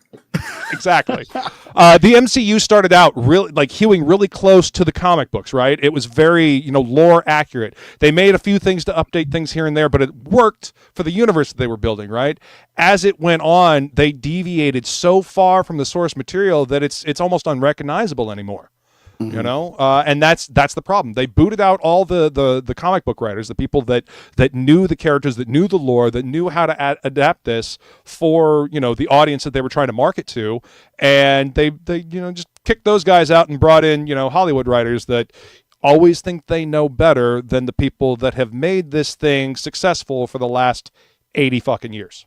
Yeah. And that's where the independent studios coming in are going to make the difference when it comes to actually getting good fantasy, good sci-fi out there. It's not going to come from the Hollywood machine. It is going to be independent studios. And I think we're about to see the rise of independent movies, TV shows, animation, and obviously comics, and video games. Trent Kanuga is just put out a demo for his Twilight Monk game that he's been trying to get made for 23 years. Yeah. My buddy Billy Basco was actually just streaming the demo, and the game looks fucking fantastic. It's a hand-drawn 2D side-scrolling Metroidvania, and it's gorgeous, and it looks like a lot of fun. What we're going to see, I think we're going to see a renaissance of independent media, just because everybody's kind of sick of the corporate schlock that's being put out, and I'm here for it. Yeah, it's actually kind of hilarious because you look at there's a reason that all video games kind of look the same now. Because Unreal Engine? Unreal Engine. No, they're all Unreal. Everything is being run on Unreal Engine, which is not a problem. But the problem, great engine. Actual problem, yeah, it is. But the thing is, anyone can learn it, and that's great. That's a good thing. But when you have major studios, like for instance, The Witcher 4 is not run on the Red Engine anymore. It's run on Unreal Engine. Not because it's better, but because nobody's at the company who knows how to run the Red Engine anymore. Same thing with Halo, whatever the hell number we're on. Gonna run on Unreal because there's nobody at Bungie or 343 or whatever who knows how to work on that engine anymore. It's all Unreal. Why? Because they're hiring less qualified people because of their to fill their diversity quotas, and they're cheap. They're losing all the original programs. But that's to be fair, as someone that uses the Unreal Engine. But that's the thing. Anyone with knowledge of Unreal can now come in and make a better game because they actually make it better than any of the Amazon to learn Unreal right now. I mean, you can get Unreal Engine for dummies and figure it out. And that's what they're doing. YouTube videos. Like I've seen them. I don't understand the them, but I watch them. Unreal makes things easier. It's just the problem. It's not Unreal Engine's not the problem. It's people need to know how to make different assets themselves instead of like going to asset stores, 100% like that. And it wasn't that Unreal is the problem. It's just nobody knows how to use it to its full potential. That's why everything kind of looks the same. They're just doing it cheap, and nobody knows how to use their own proprietary engines anymore. I don't know if you watch a lot of the game streamers right now. A lot of them are all playing indie games, indie horror games. There's a big rise in that, and or retro games.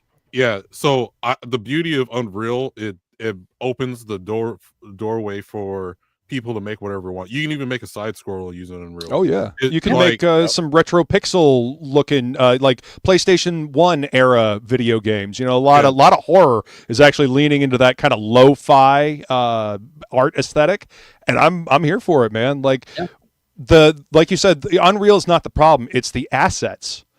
People need to make their own assets. Stop using the stuff that's in the asset store to just quickly throw something together that looks like every other fucking thing that's on the Steam page. Make something new, make something fresh. Yep.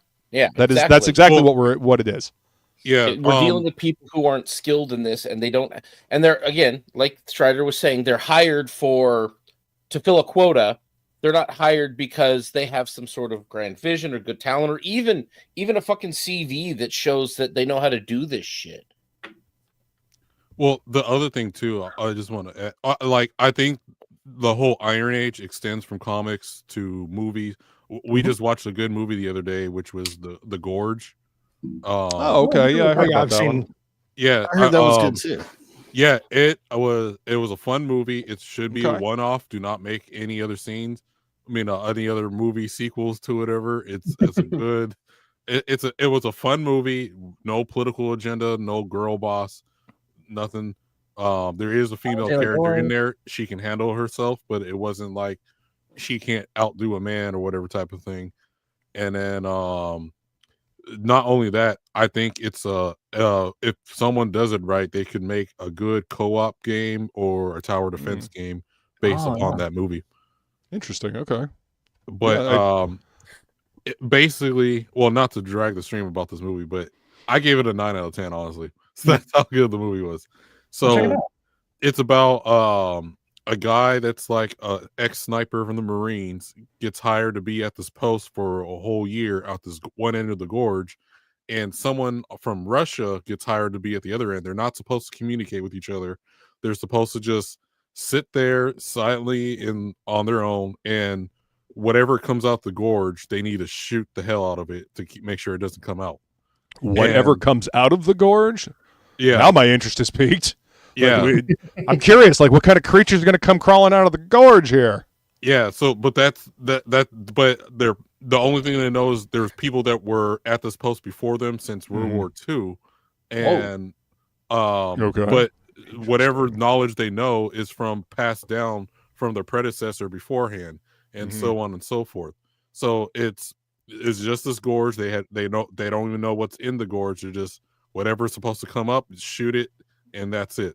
And they have to repair the base themselves and a bunch of other stuff. And honestly, it was a real fun, good movie, and I'm not going to spoil it at all.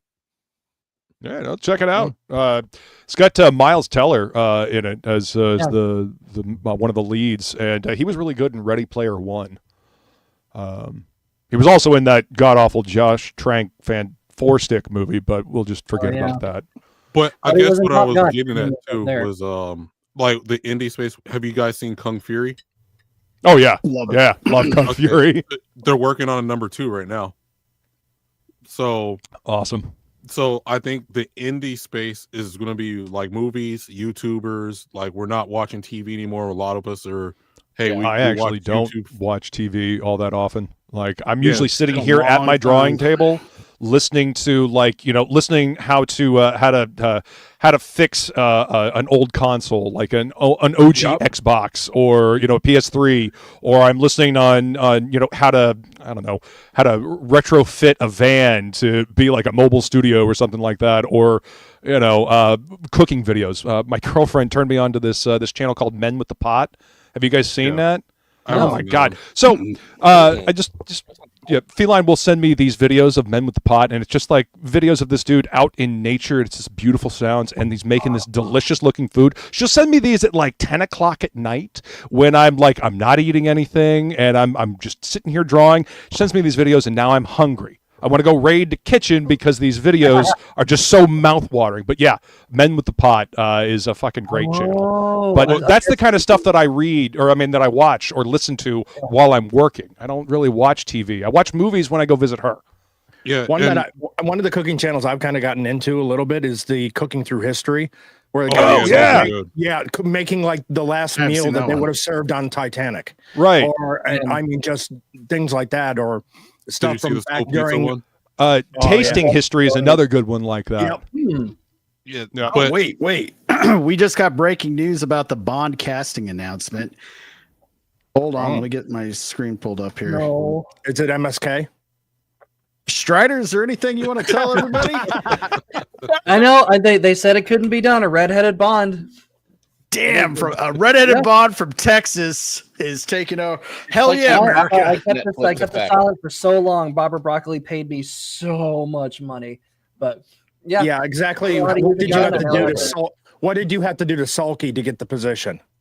Or Barbara Broccoli, for that matter. To blow both of them. You really are James Bond. Holy shit. I need an adult. Strider's like, oh, thank you to stay the hell out of my affairs. Thank you very much.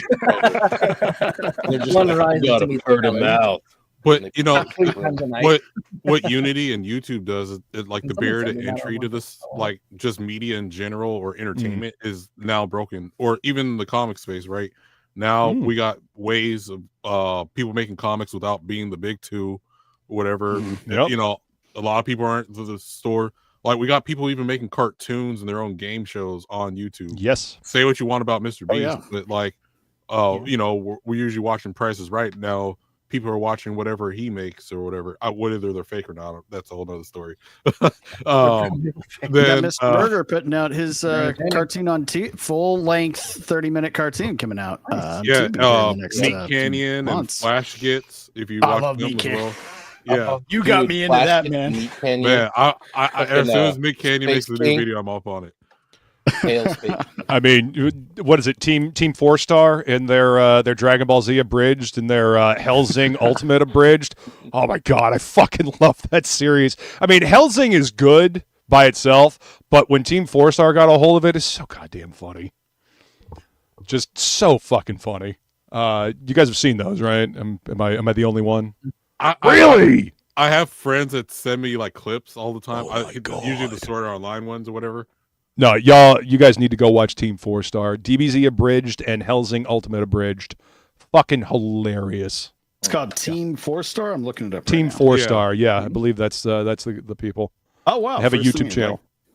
Yeah. Oh, they've been around for a long time. They've been doing this shit, God, probably 15 years, I want to say. Oh wow. And it's all like a fan thing. Like they just people that really are passionate about, the anime, the DBZ and then Hellsing. And they did this just to kind of condense it down and have fun with it. And they always tell people to go support the official release and all that, but they've got really good voice actors that are now doing voices for, legit anime. Oh, right on. Yep. Nice. Yep. Hellsing Ultimate abridged is probably my favorite, though. Okay, Just I'm definitely fucking checking that hilarious. out. All right, so let's see what else we got. We already covered the Bond news. Going back to comic books just for a minute. So have you heard of the retcon of X-Men that's going to be coming out? Oh, no. So This is why, in order to push Miss Marvel is to a shit anymore. They're still trying to make this character popular. Nobody cares. Fetch and Kamala Khan the are character not crashed and burned. It's the just woman, not happening. the woman that made her and insisted on her isn't even with the company anymore. She hasn't been for like half a decade. I know, so they don't even have any. About her. You mean the self-insert? Yeah, She like, basically her creator's gone. turned Like, why are you- herself into a comic book character and ripped off Mr. Fantastic's power set. Yeah. What I hate most about Kamala blue. Khan Purple. isn't the character at all. I think every character, like Miles Morales, people were frustrated about it, but Peter Parker died in the universe and whatever else. It was more frustrating when they brought him into the regular continuity as opposed to leaving him in another one. Perfectly good character who the people who created it actually cared about the character and developed it. Miss Marvel never got that. She was a self-insert from Go, and literally no one who ever touched that character gave two wet fucks about the character. They gave a shit about the politics of what she represented or what they were trying to say with the character. Yeah. She was literally a totem used for progressivism. She was never given a chance to be a real character. She was derivative from Grow. Oh, she's I always thought she was an Inhuman. Fucking Mr. Fantastic. Originally, she was. Yeah, didn't she get transformed by the Terrigen back. Mist or something like that? Yeah. Isn't she supposed to be like an Inhuman, not an X-Man? Like not a mutant. This is how that happened. She's totally for reals a mutant now, and guess what? No. She was How many involved in times the has she been Phoenix retconned? saga. So what happened with that, though? What happened with that was that yeah. the Inhumans were being pushed by Marvel because at the time Disney had bought Marvel. Yep. And they It was all about the basically were movies. like, fuck the X-Men. They outright killed the X-Men. Oh, I They know. killed I all was of working the in the comic shop projects they when made. this happened. Like, because Disney Exactly. did not own X-Men or the Fantastic Four, they devalued them. They canceled Got rid of Fantastic them. Four for a couple of years because They of. did. And they really downplayed the X-Men and they pushed the Inhumans. That's why they had that whole Inhumanity miniseries or crossover or whatever. And it never took either, too, dude. Nobody ever cared about the Inhumans. Because the Inhumans are just barely Black Bolt's all right to a point. Black Bolt and Medusa are about the only two interesting Inhumans. Maybe Karnak. Yeah. I don't know if you guys ever read that Warren Ellis miniseries for Karnak. That was pretty good. Is kind of interesting. There's some things you can do with them. But I mean, they're interesting, but they're only interesting kind of in their own thing because you have that kind of like Alien Game of Thrones kind of thing going on with them. But that TV show was not well done. No, it was. They're never going to replace characters that were solidified by Chris Claremont. I mean, that was the thing though. They tried to. Yep. They turned Wolverine into a fucking cuck, dude. That was. Fuck them. Fuck them for that shit, dude. They shit all over the X-Men as much as they can, dude. Worse than not worse than. There'll never be a worse thing than what they do to Peter Parker, what they're doing to Peter Parker right now, and what they've done to him for fucking 30 years. Honestly, I was still working at the comic shop and I stopped reading anything Marvel. Like I was picking up the X-Men, House of X, Powers of 10 or whatever it was, the beginning of the Krakoa era, and Hickman had a cool concept to start with. And his story had a beginning, a middle, and an end. The problem is that when it started, people were picking it up and really enjoying it, and then editorials like, "Oh, well, we should just keep doing this. They can stay right here, and we can just keep telling these stories." And Hickman's like, "But I had a plan. Okay, you know what? I'm out. I'm gonna go do independent stuff. Gonna go do my own thing." Exactly. And that's why that went absolutely to shit. And I just stopped reading after a while because it lost the plot. It lost the narrative. Stories are supposed to have a beginning, a middle, and an end. That's how stories work. You know, and if you don't follow that, he had a plan, and they just decided to stay in high school. I'm surprised that he came back to do Ultimate Spider-Man. Probably the only good thing they've done with the Peter Parker character in 30 years. I have seen more growth in 12 issues of Ultimate Spider-Man than you have in 30 years of Peter Parker, because Marvel's editorial literally hates Peter Parker. It's the only way I can describe the way they've treated that character for so long. It became so bad that I couldn't read it anymore. Fucking Dan Slott, One More Day, all of the shit. They should have killed Aunt May 20 years ago, Stan. So now, to be fair, I actually enjoyed the what was it, the Superior Spider-Man story arc that they did. I was prepared to hate that, and I was like, you know what, this is actually kind of cool. You know, it's a unique bend, and you knew Peter Parker was going to come back. You know, but it was cool to see. Ock as, Spider-Man, realize all the shit that Peter went through to be this character, and, how Peter's personality starts bleeding through and making Ock a better person. I found that fascinating. Now, did I want it to stay that way? Fuck no. I want Parker back, but I enjoyed the concept. See, but that story had a beginning, a middle, and an end, and then it went back. So, yeah, that's why that worked. Well, overall, Slott's run was lackluster. Yeah, but to turn things back around to that reminded me, we were talking about Falcon and how Falcon should be a character that can stand on his own. But that what you just mentioned is a problem with anybody who says, well, it's a mantle. It's a mantle. All these characters are just mantles. They're not. Anytime, even when there's a character being replaced that I enjoy, like I liked the Superior Spider-Man 2. I liked the Batman run with Dick Grayson as Batman and Damon Wayne is Robin. I enjoyed the hell out of all that, but I knew this isn't going to last. It's only temporary. It's never going to be permanent. It's just a gimmick. It's always a gimmick. Bucky as Cap was cool too. We knew it wasn't going to last. Of course not. Well, Bucky doesn't want to be Cap. Last. Well, it also sucks because in the movies they are clearly setting Bucky up to be the next Cap, because obviously they knew Chris Evans wasn't going to be around forever. It was in his contract. So there's so many poses that he does, and so many instances that he has with the shields, like, yeah, they're setting this up, aren't they? And they call that the bait and switch. Yeah, that would have been better than having Sam. Like, Sam is a good character, but the problem with Sam is that this is Falcon and Winter Soldier Sam, and that guy's a prick. I fucking hate Sam. I didn't watch that show. Well, I only got through a little bit of it. awful. It is the worst thing I've ever seen from Marvel. Yeah, it was and that's saying a lot. annoying. I hated it. I have a specific. I detest it. So, I had no. I had no intention of seeing the new Captain America, but did just to go hang out with a friend. And she is the epitome of a normie.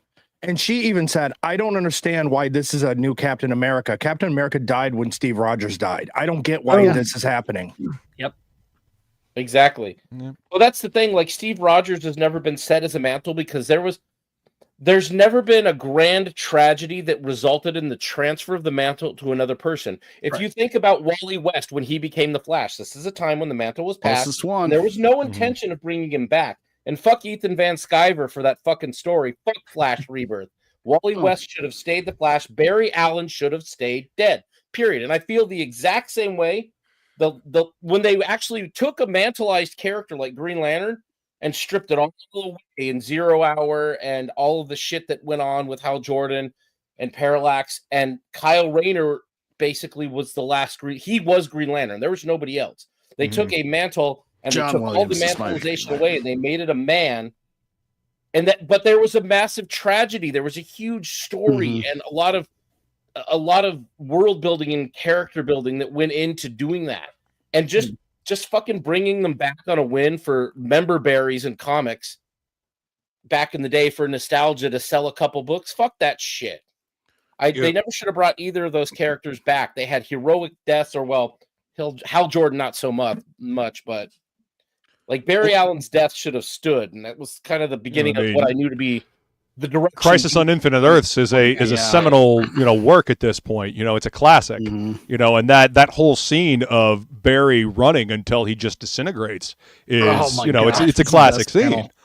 Yeah, and they just shit all over it. And everybody involved in that should have been ashamed for listening to editorial or bothering to come up with a cheap cash grab. It's like a first issue or a fucking. I see that as like a narrative version of an alternative cover or some shit. It's just. And you're right. The only way these gimmicks would have worked is if they actually stuck and going back to the original ones. Yep. But it's always going to get turned back around. You got to do the work to make it happen. You got to set it up. Go ahead.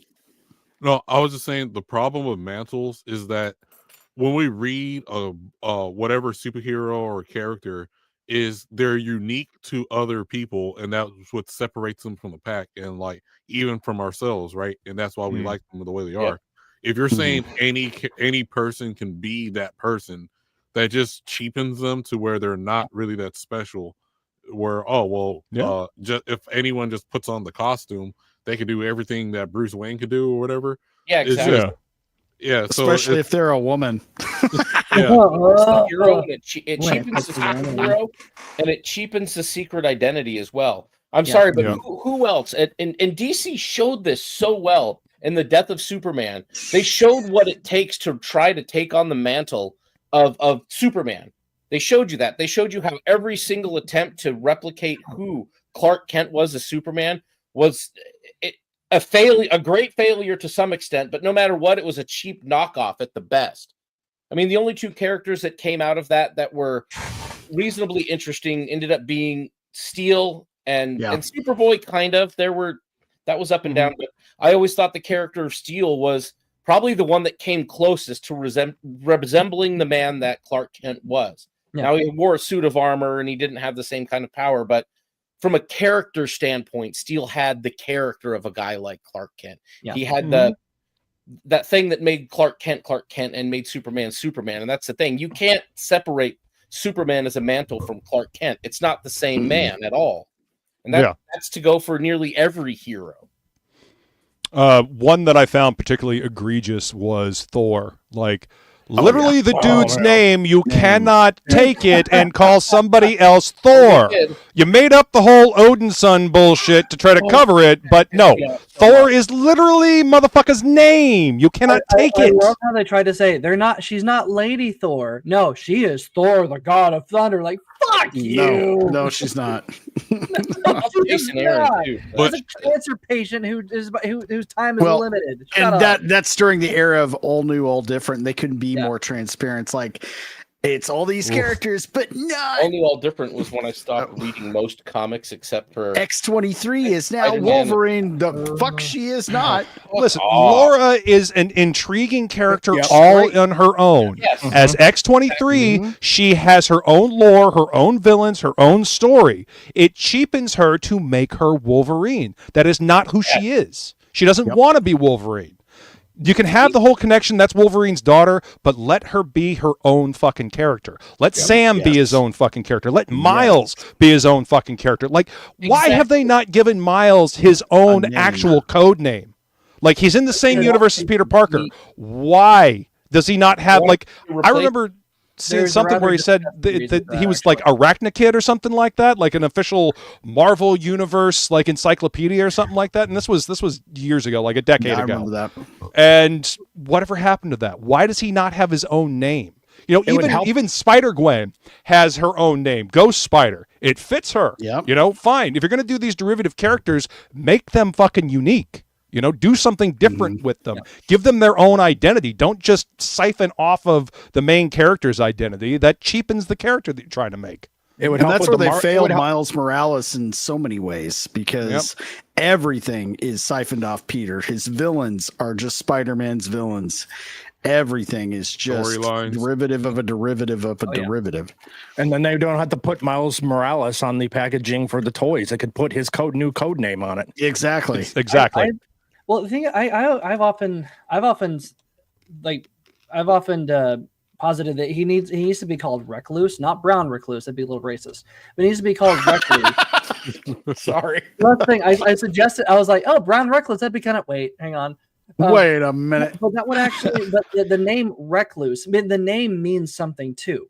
So you think of Wolverine, you think of like the savage animal that can't be tamed. Well, that gives you a lot of character to work with because you're dealing with a man who is dealing with the savage parts of his nature. Doctor Strange, same way. He is a literal doctor who is a master of the mystic arts, and it's kind of strange. I mean, it's kind of interesting what stuff he'll go into, a la Strange. Thor, big old guy with a hammer. We know him from Greek mythology. But Recluse, what that tells you is that he's a loner. He's hides, but also he's hyper venomous whenever he bites. So that can play into definitely work storylines. Recluses are dangerous. You know, that name says danger. Exactly. Like Peter's dealt with some darkness before, but I would like to see a Wolverine type Spider-Man. But they wouldn't have the balls to do that because it would be a Miles issue. Well, no, Kane. I don't know if you guys remember the Scarlet Spider series with Kane living in Houston. He took on the mantle of Scarlet Spider. He was basically, you know, he had all of Peter's powers, but he had Wolverine's attitude. You know, he wasn't afraid to literally put people in the fucking hospital or, you know, end them if he had to. Yeah. You know, I thought that was a great series. Was it Craig Kyle and Chris Yost? Yeah, it's definitely worth checking out. Ryan Stegman was doing the pencils or the artwork on that book. It was good. It was really well done. And then the whole Spider-Verse thing happened and they kind of axed Kane out of it, the whole thing. So that's a shame. Yeah, it is, because he was a really cool character. You know, not quite as conflicted as Peter, but still had his own psychosis to deal with. You know, being the damaged clone from the Clone Saga. I know the Clone Saga is awful. Yeah, prime example of taking, you know, what could have been a neat little mini series to, you know, harken back to, you know, a classic storyline with the Jackal, and then Marvel editorial is like, this is making money. Let's do more of it. Yeah, it never works out good. It was Ben Reilly Scarlet Spider. Ben Reilly Scarlet Spider is the most recent one. They brought back the other clone that literally disintegrated. So I'm not sure how that happened, but no. Look for Kane Scarlet Spider. He's got a red bodysuit with like a black face and arms and like red eyes. It was a really cool costume, and he had like these spikes that would shoot out of his arms. I don't know if you guys read the Spider-Man story, The Other, where it really like delved into the whole spider totem thing that J. Michael Straczynski brought up, and he like started, you know, taking on aspects of the spider. Well, those aspects went to Kane after that story arc, and he developed the spikes that shot out of the bottom of his wrists. It was a really, really cool story arc. They were doing some cool stuff, and then Dan Slott took control of Spider-Man and then just Done. Yeah. Yeah. Yep. I think that if we look at like a good transition to like other characters, Batman Beyond, where yes, 100%, dude. He's not Bruce Wayne. He doesn't fight like Bruce Wayne, but he has his own villains. They do reintroduce some or Batman villains, whatever. But it's like he has his own new world that's different from Batman himself, and it works. Like, absolutely. And it makes sense for the mantle to be passed on because it's in the future. Bruce Wayne's fucking old. Yeah. So that would make sense. It doesn't make sense to have the mantle be passed from perfectly healthy heroes to other perfectly healthy heroes. That makes no sense. Well, they did it so transparently with All New, All Different. The way they just picked, it was just to fill checkboxes. That's it. Yeah. Like, I remember sales Iron just Man into a black girl fucking tanking when they introduced that shit. Yeah. Oh, I bet. That's when people I just officially stopped checked reading. out of They Marvel. stopped picking up their books. Like literally, people were dropping, books off their pull list. And like this is during the height of the fucking MCU. Like people are loving Captain America, Thor, and Iron Man, and the Hulk, and everything like that. And then they go into the comic shop to try to pick up these characters. And where's Tony Stark? Where is Steve Rogers? Where's Thor? What the fuck is this? Like, who the hell is Amadeus Cho? Who the fuck is Riri Williams? Like, what? Who the fuck are these people? These aren't the Avengers. I want to see the fuckers that I watched on the movie. So I don't know how many times I had people come in and ask.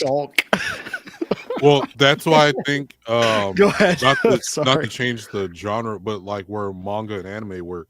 The anime, usually if there's a manga to it, the anime is honestly to sell the books. That's why they're usually 12 to 24 episodes.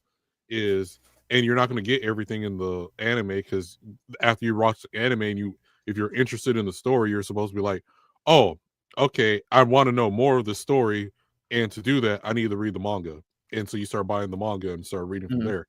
And that's what I do. The other way the manga gets superior sometimes, a lot of times, is, hey, I want to know more about this character. Where do I start? You start at issue number 1. And there's no like different versions, variants, and all this type of stuff.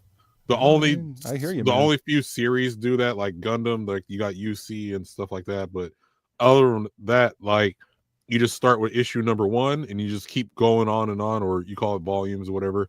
And you're right there, and it's not convoluted. You can get in where you fit in. Yeah, exactly. To go back to what you were saying though, with during All New, All Different, right at the peak of MCU, what they thought was going to happen was the fans would see the movies, get interested in the comics, go buy these new comics, get interested in those characters, and be accepting to them taking over the mantles in the movies, which is what we're seeing right now. You don't have to pay the original creators any royalties from the movies because you're not using their characters anymore. This whole thing was just a way to get for Disney or Paramount, whatever company, whatever time, to get out of paying these royalties. Disney. You cannot convince me otherwise. Oh yeah, I mean that's what they did with the Star Wars novels. They didn't use any of the extended universe stuff in the Star Wars universe because they didn't want to pay those people for their ideas. Yep. But yet. Timothy Zahn who wrote. Yeah, he'll do another Thrawn book for some reason, like with Admiral Peleon, with Thrawn, and pretty much keep almost the exact same storyline, a little bit different to avoid rights issues. And hey, man, money talks. Do you think they would, if they had just done Jason and Jana Solo, would they have not made enough money to just even also pay the royalties and still have a living franchise? They would have. Han, Luke, and Leia being back on screen for all 3 movies, that would whatever money. Interesting characters that could have carried on the legacy that people already. Very few people. It's not mainstream. The Star Wars books were popular with Star Wars fans, but actually bringing Mara Jade in. Yeah. I mean, what they could have done. Even the characters, Mara Jade, the twins.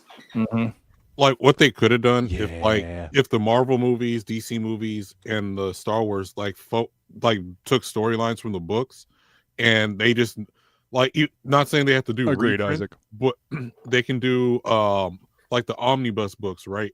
Where, okay, here's a storyline that can go along with these books. So after you watch the movie, you want to find out more. You can just start out with these omnibus book series that we make or whatever to get you caught up, or like do something like that. And maybe that way it would work. And then you still produce whatever movies and stuff. But to get people into, I mean, I know you're like, oh, they're not trying to pay these writers or whatever for their using the characters. But that would have been a right way to done this off, since we already have all these different series or whatever. Get people who watch the movies. Like when I watched Dune 1 and 2, I was like, I actually want to know more about this universe. So now I'm going to go buy the books to go actually read them. Yeah. Yeah, Dark Horse did fucking fantastic Star Wars. Yeah, books, great. man. Yeah, those were. Disturbing. That was the best Star Wars comic books. I agree. Period. Yeah, I completely disavow all of Disney Star Wars. The Mandalorian was a nice, after the Empire fell, but that's about it. I mean, Rogue One was okay, and I didn't hate Solo. But the rest of it, I disavow. And Vagabond, what you said, that would require them to actually have a plan, though. And it's blatantly obvious with that trilogy, they had no plan whatsoever. They were just flying by the seat of their pants, and I honestly hope I never see another Rian Johnson film ever. That's because he took exactly everything that JJ had set up and destroyed everything. And then Rise of Skywalker destroyed. What did JJ set up though? He just did a very poor clone of A New Hope. We have no idea where the lightsaber came from either. A good question for another time. Yeah, we're not pulling that off, are we? Yeah, we're never gonna hear about this again. And fucking, she's doing the God, if get me on Force Awakens. Like, oh, I can manipulate people with the Force just cause. Okay, I'm gonna get into a Star Wars fight with the Sith Lord or a lightsaber battle. I win. I have to go a quick Star Wars rant. So because I seen Isaac in here, and he was there for this bullshit too. So thanks to Alec Baldwin's finger, we all watched Skeleton Crew. I'm sorry. Skeleton Crew. The fuck was that shit? Like, I'm seeing Dumbo the elephant in fucking Star Wars, and it didn't even feel like Star Wars. They're in like middle school on this planet that looks like any neighborhood on Earth. Like, I'm supposed to be in a galaxy far, far away. None of the shit feels like fucking Star Wars. And then like the whole premise of that, like, you want to do Goonies in space, do not call it Star Wars. Call it whatever you want else. Like, but you put Star Wars in the name, we go check it out, and I'm like, this shit is not like fucking Star Wars. And so this is shite for us or whatever. Like, now I'm talking like a British person or whatever. And it's like, so it's like, the fuck is this shit? Like, that was no way Star Wars any shape or form. You didn't have to call them lightsabers. Do not do the member berries or whatever. Call it whatever else and just say it was inspired by Star Wars, but don't call it Star Wars. That shit was complete trash. I didn't even watch it. I've been capable of watching anything Star Wars. I can't even watch the original movies anymore. They're ruined for me. I'm really surprised so far with Disney that they've not made an alien that looks somewhat similar to Mickey Mouse and inserted yet. But like, if you watch Skeleton Crew, the main character's best friend is fucking Dumbo the elephant, and like you're like, I wish I was lying. Surprised they actually did an original trilogy Alien, because you don't see those anymore. You don't see Gron. You don't see Duros anymore. You don't see original trilogy aliens. They're all new, but they're all new and they look terrible. Yeah, like, stop trying to reinvent the wheel. There's already books and stuff that George Lucas gave his blessing to, and you could just use those, and that's it. I find it funny that Kathleen Kennedy's like, well, we didn't have any source material to pull from. The entirety of Star Wars fandom looked at her and went, what the fuck? You know, the Will Smith meme, and there's like this entire laundry list of books. Really? No source material? Really? Books, comic books, video games. They could have just picked one. They almost did it. Or all. Well, they tried to bastardize the books. You know, you can't tell me that Ray and whatever his name is, fucking Beefcake guy, Kylo Ren. Yeah. You can't. That wasn't a complete like weird ancestral ripoff of Jason and Jana Solo. Oh yeah. Like, okay, they didn't want to read the books. Oh, They could have just played like, okay, I know people like Mandalorian. I didn't really care for it. They could have just played Star Wars Bounty Hunter and got ideas from there and be like, oh, Dark Forces, Shadows of the Empire. Come on. Yeah. Like, one racer. I don't know. Right? I mean, what a missed opportunity to have the original cast, the three main characters, Luke, Han, and Leia, along with Chewie and Lando, all in the fucking Millennium Falcon. Like, why? Why did this not happen? We don't even get 3PO and R2D2. At all. You can't tell me it's not because Kathleen Kennedy especially hates you. Hates us. Hates it was done. Every decision they've made has felt spiteful and intentionally. It's like you were talking about being a nerd back in the day. We all were. Yeah. It was like the idiots who used to talk shit have taken over. Like, you're a nerd. Now they're just controlling the content. Oh, what are they taking this? Fuck you, nerds. Well, how many times have we seen it with the media that's been coming out where they literally said they did this to piss the fans off? Yeah. Well, how'd that work out for them? Joker 2 was the director came out and said this was to get back at the people that enjoyed his first film. They weren't the kind of people he wanted enjoying it, and they didn't enjoy it for the right reasons. That movie did not need to be a Joker movie. No. That was the director's attempt at doing his own version of Falling Down, Taxi Driver, and Kings of Comedy. That's literally what that movie was. And the only way he could get that movie made was to slap a fucking comic book name on it, because that's all the studios wanted to produce. Yep. That movie is not a Joker movie. It should never have been a Joker movie. But the story itself that it was telling, it was a cool, descent into madness. Again, didn't need to be the Joker, though. Has nothing to do with the comics whatsoever. And that sequel doesn't exist. Yep. What sequel? Didn't see it. Exactly. The theoretical one that they did and canceled because they have common sense. And I'm not a fan of that Lady Gaga fella either, so I try to avoid that. I was actually kind of intrigued by what they might have done with her, but making her a complete fangirl in an annoying way, in a creepy way, in a way that Harley Quinn you actually saw it? I watched other people review it. I saw the trailer. I was like, okay, I can kind of get down with this. Having her enter into his delusion, have a little like mental mind palace where they have musical numbers. That could be kind of interesting. And Lady Gaga, for all her faults, is not a terrible singer. I mean, she won, got nominated for an Oscar for A Star Is Born. Like, this could be cool. She's kind of creepy. Yeah, I'll give you that. That's actually a solid movie. I'm not gonna lie. Star Is Born wasn't bad. It looks like it could be kind of interesting if they manage to up the creep factor a little bit and really kind of go nuts, but they weren't gonna do that. Well, they were disingenuous to the character of Harley Quinn. You know, like Harley is supposed to be a tragic character, and the Joker is not supposed to be sympathetic at all. You are not supposed to sympathize with the Joker, which is why the first, Joaquin Phoenix Joker movie is so weird. It's like an Elseworld. It's like you're not supposed to feel for the Joker. The Joker is a fucking psychotic killer. He does it because he gets off on it. Yeah, maybe he had a bad day one day and it fucking sent him over the edge or whatever, but he was never a good dude.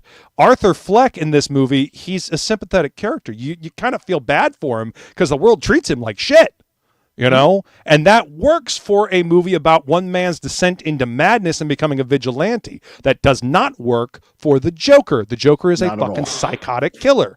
And his delusion reaches out and ensnares Harleen Quinzel, who, maybe a little hubris there. I mean, hubris is the downfall of a lot of people, right? She thinks she can cure the Joker. She's a top psychiatrist. She thinks she can cure the Joker and then gets pulled into his delusion. That is the tragedy of Harley Quinn. They have fucking forgotten that over the last few years. It's the ultimate I can fix him warning story. Yeah. Yeah. Sorry, ladies. That's where it always heads. He's a psychotic killer. we are going to start wrapping up here. We're about 13 minutes past bedtime for the show. So we're going to start doing outros. We'll start down at the bottom with Vagabond. What you got going on, man? I'm just working on a few things, and I should be building my computer pretty soon. I got Nice. back there. Once I do, then I can start actually hosting streams, and I can do I swear it's not hentai podcast. And can't wait for that. Best title of a show ever. Right. And then besides that, people again, if we get Iron Oxide, the Rogues Gallery, to 500 subscribers, then and Selena are going to produce a mini Iron and Selena, and we would all want that to happen. So please like and subscribe. As a reminder, your screen name will be written on the baby's wall. Yep, I'll confirm all of that. Drunken Emerald Arrow, we know what you got going on, but go ahead and tell everybody what's happening here in about an hour or two. And about an hour and a half, we have Insert Title Here show. Tonight, we're going to be talking about vintage gaming, whether it be board games, card games, or video games. It's going to be just a discussion of our favorites, what we didn't like, favorite consoles, favorite board games when we were growing up. So that's what the topic tonight is. And board games, boring. And I don't know, man. Some board games they're pretty elaborate now. They can be pretty badass. Oh yeah, my favorite one. That's a scythe. That's a monster. And the guest this evening will be Sammy Threepeat. Right on, man. Nice. Everybody go subscribe to Drunken Emerald Arrow's channel and watch Insert Title Here. And Professor, what you got going on? Yeah, real quickly. So I'm throwing this one out for anybody that's looking for a show title. I'm just I got my other show that's going to be coming up, which is all the good show titles are already taken. So the other one I came up with is I was bored, so I did a show. There you go. So if anyone wants to take that, they can have it. Just one banger after another from you. You need to settle down. You're too excited for all of us. Strider, what's up, man? Yeah. Tomorrow I'm going to be on Theo's Touch Grass. We're going to be talking about the scourge of simp culture. So that'll be fun. So it'll be 1 p.m. wherever he is, but 11 a.m. Central. So that's important. That's important to me at least. And then next week we're going to be on Full Metal Nate's channel for episode 18, 19 of Curse of Strahd. And I got myself into a nice little bind, and I don't know campaign that never ends. With the Energizer Bunny, but bloody and from hell. It's gonna be great. It's time for your character to shine. You better bless your dice for the love of God. Seriously, here's how bad it got. Like I am a bad liar, and Theo was actually getting mad at the fact that I'm such a terrible liar. And Nate, our dungeon master, was so disappointed in my lying attempt. He's like, "Strider, roll for disadvantage this time." Like, son of a bitch. Everybody was so disappointed. But even then, my dice failed me. So I know I need to have. Just remember, just because you're a bad liar, your character doesn't have to be. I know, but I was so bad at metagaming. Nate was like, "Roll for disadvantage." Metagaming bad. Don't metagame. Strider, for Theo's podcast tomorrow, just remember, simping ain't easy.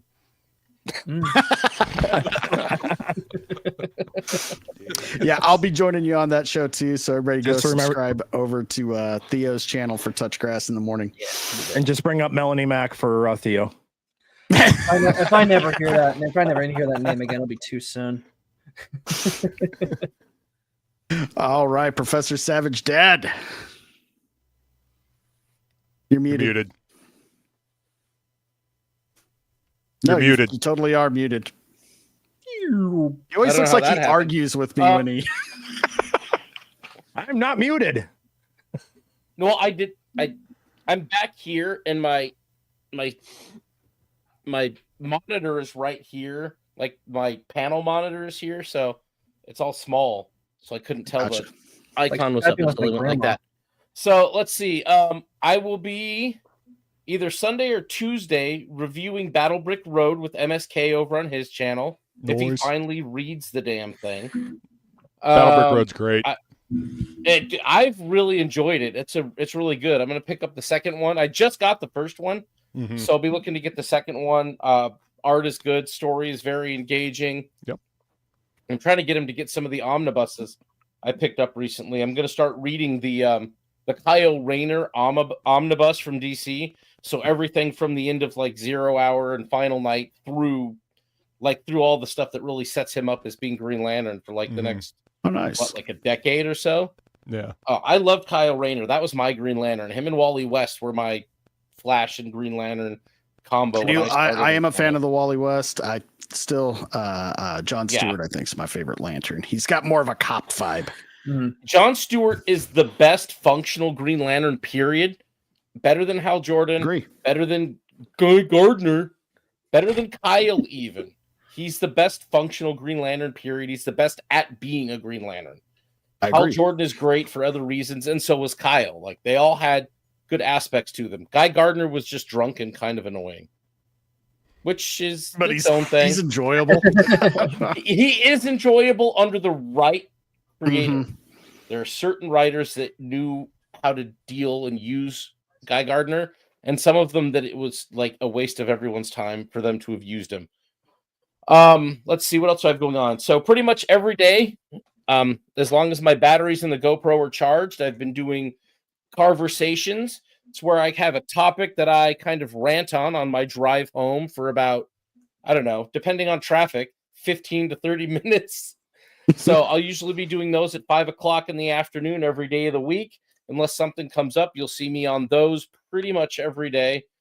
And what else do I have? I've got Rogues Gallery next Friday. I'll have to talk to you about that. I might have to miss next Friday. I'm not sure yet. Worries. And then tomorrow night, I'll be on Chatterday with Dermy Wormy. Also, go check out Ballbusters. Dermy Wormy requested I write a fan fiction for him about his squeaky stairs. It's heavily... The fact that he pleaded with me to create this for him was disturbing enough. If you know the Dermy Wormy lore of what the squeaky stairs are, he came to me and asked for this shit. So I made it as painful as I can so he can grift, because basically people super chat to watch him abuse himself either emotionally or verbally or physically. That's how he grifts. That's his thing. This is an emotional teardown of his poor, unfortunate He's mind. also a masochist. You know that, right? You're just enabling very him. obvious. All right. So, that all sounds like that on his show tonight. Pretty much. If you've met Dermy, everything's a cry for help, and you'd recognize this. I highly recommend going on to Ballbusters. You've been an amazing guest, and man, you are welcome back anytime. Thank you. In fact, if you just got nothing to do on a Friday night, and if we got the room, holler at me. I'll send you the link anytime, man. It's been a blast having you on. Thank you. Go ahead and plug your wares one last time before we wrap up. All right. You can find me at DeathMetalHero on Twitter, Instagram, and YouTube. Even have one of those Facebook fan page things. But you can find all of my links at DeathMetalHero.com. Tuesdays at 5 p.m., I do a show on my Better Half's channel, Flying Feline Productions. We do the happy hour hangout. We start hanging out at 5, and we talk about anything and everything, make drinks. And then at 6, we do trivia. And let me tell you, that is some difficult trivia. There have been times when I've gotten none right. There have been other times when I've gotten 7 right. Maybe more. Anyway, it's really, really fun. So come join us on her channel, 5 p.m., Flying Feline Productions for the Happy Hour Hangout. And then Tuesday night at 9:15 p.m., I do a show that bounces between my channel and Jason Bascom's channel called Topicless. We've been doing that show for going on 5 years now. We start at 9:15 and we just hang out and talk for a little bit. Then we have other people come in and join us, and we draw, talk nerd stuff. So yeah, that's what I do. And then Mondays and Thursdays I have a promo show called New Book Who Dis. Probably the most internet name of any show that I've ever created.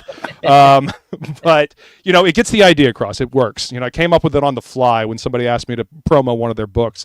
But I talk to creators about their books that are coming on. It's what I had Vaughn on. He's been on there a couple of times.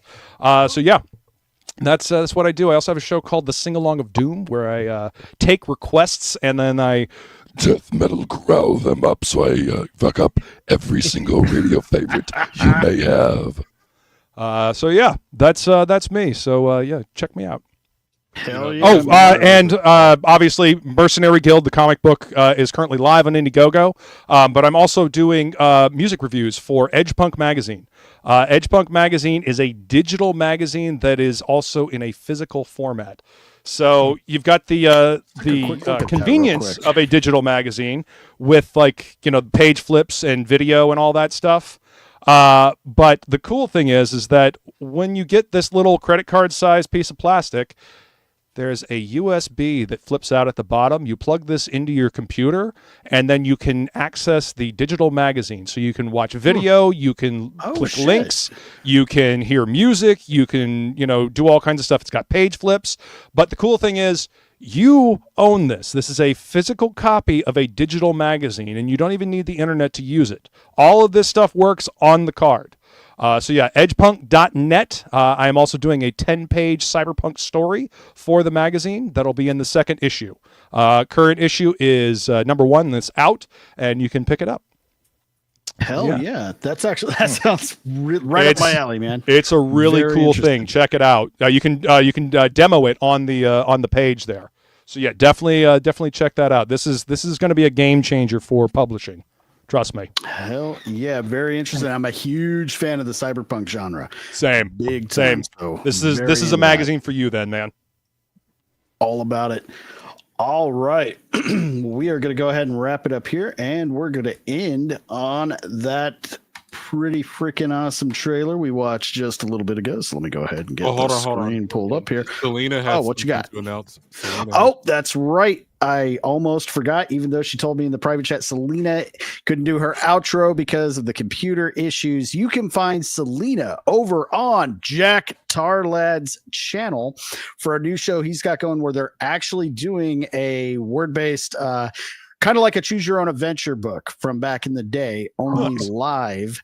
Very cool. I watched the episode that he had with Darmoth, and I was dying laughing the whole time, especially listening to Darmoth try to voice each of his characters in a very unique way. If you go catch that on the replay, you'll see exactly what I'm talking about. I'll put Jack's link in the chat here. Let me find Jack Tarlad real quick.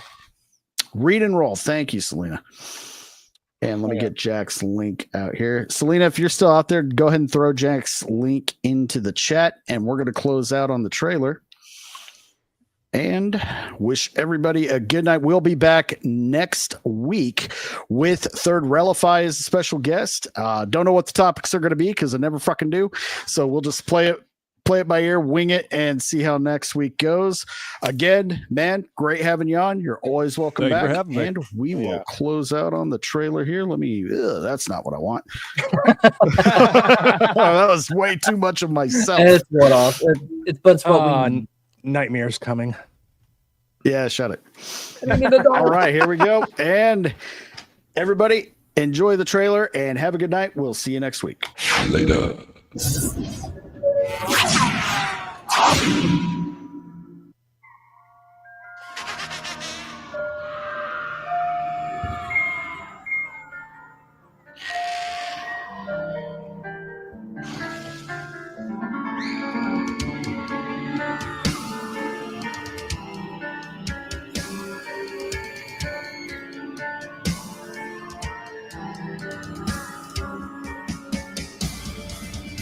In a small, war-ravaged town on a remote island, an evil once thought banished still lurks deep within the land and is reawakening.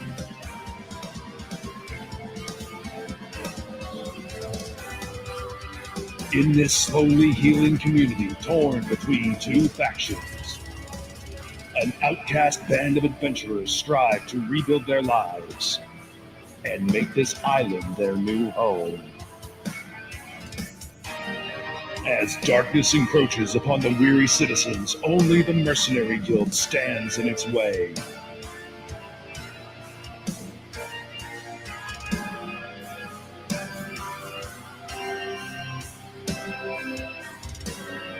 Join the guild at themercenaryguild.com to receive an exclusive Elven Sorceress trading card.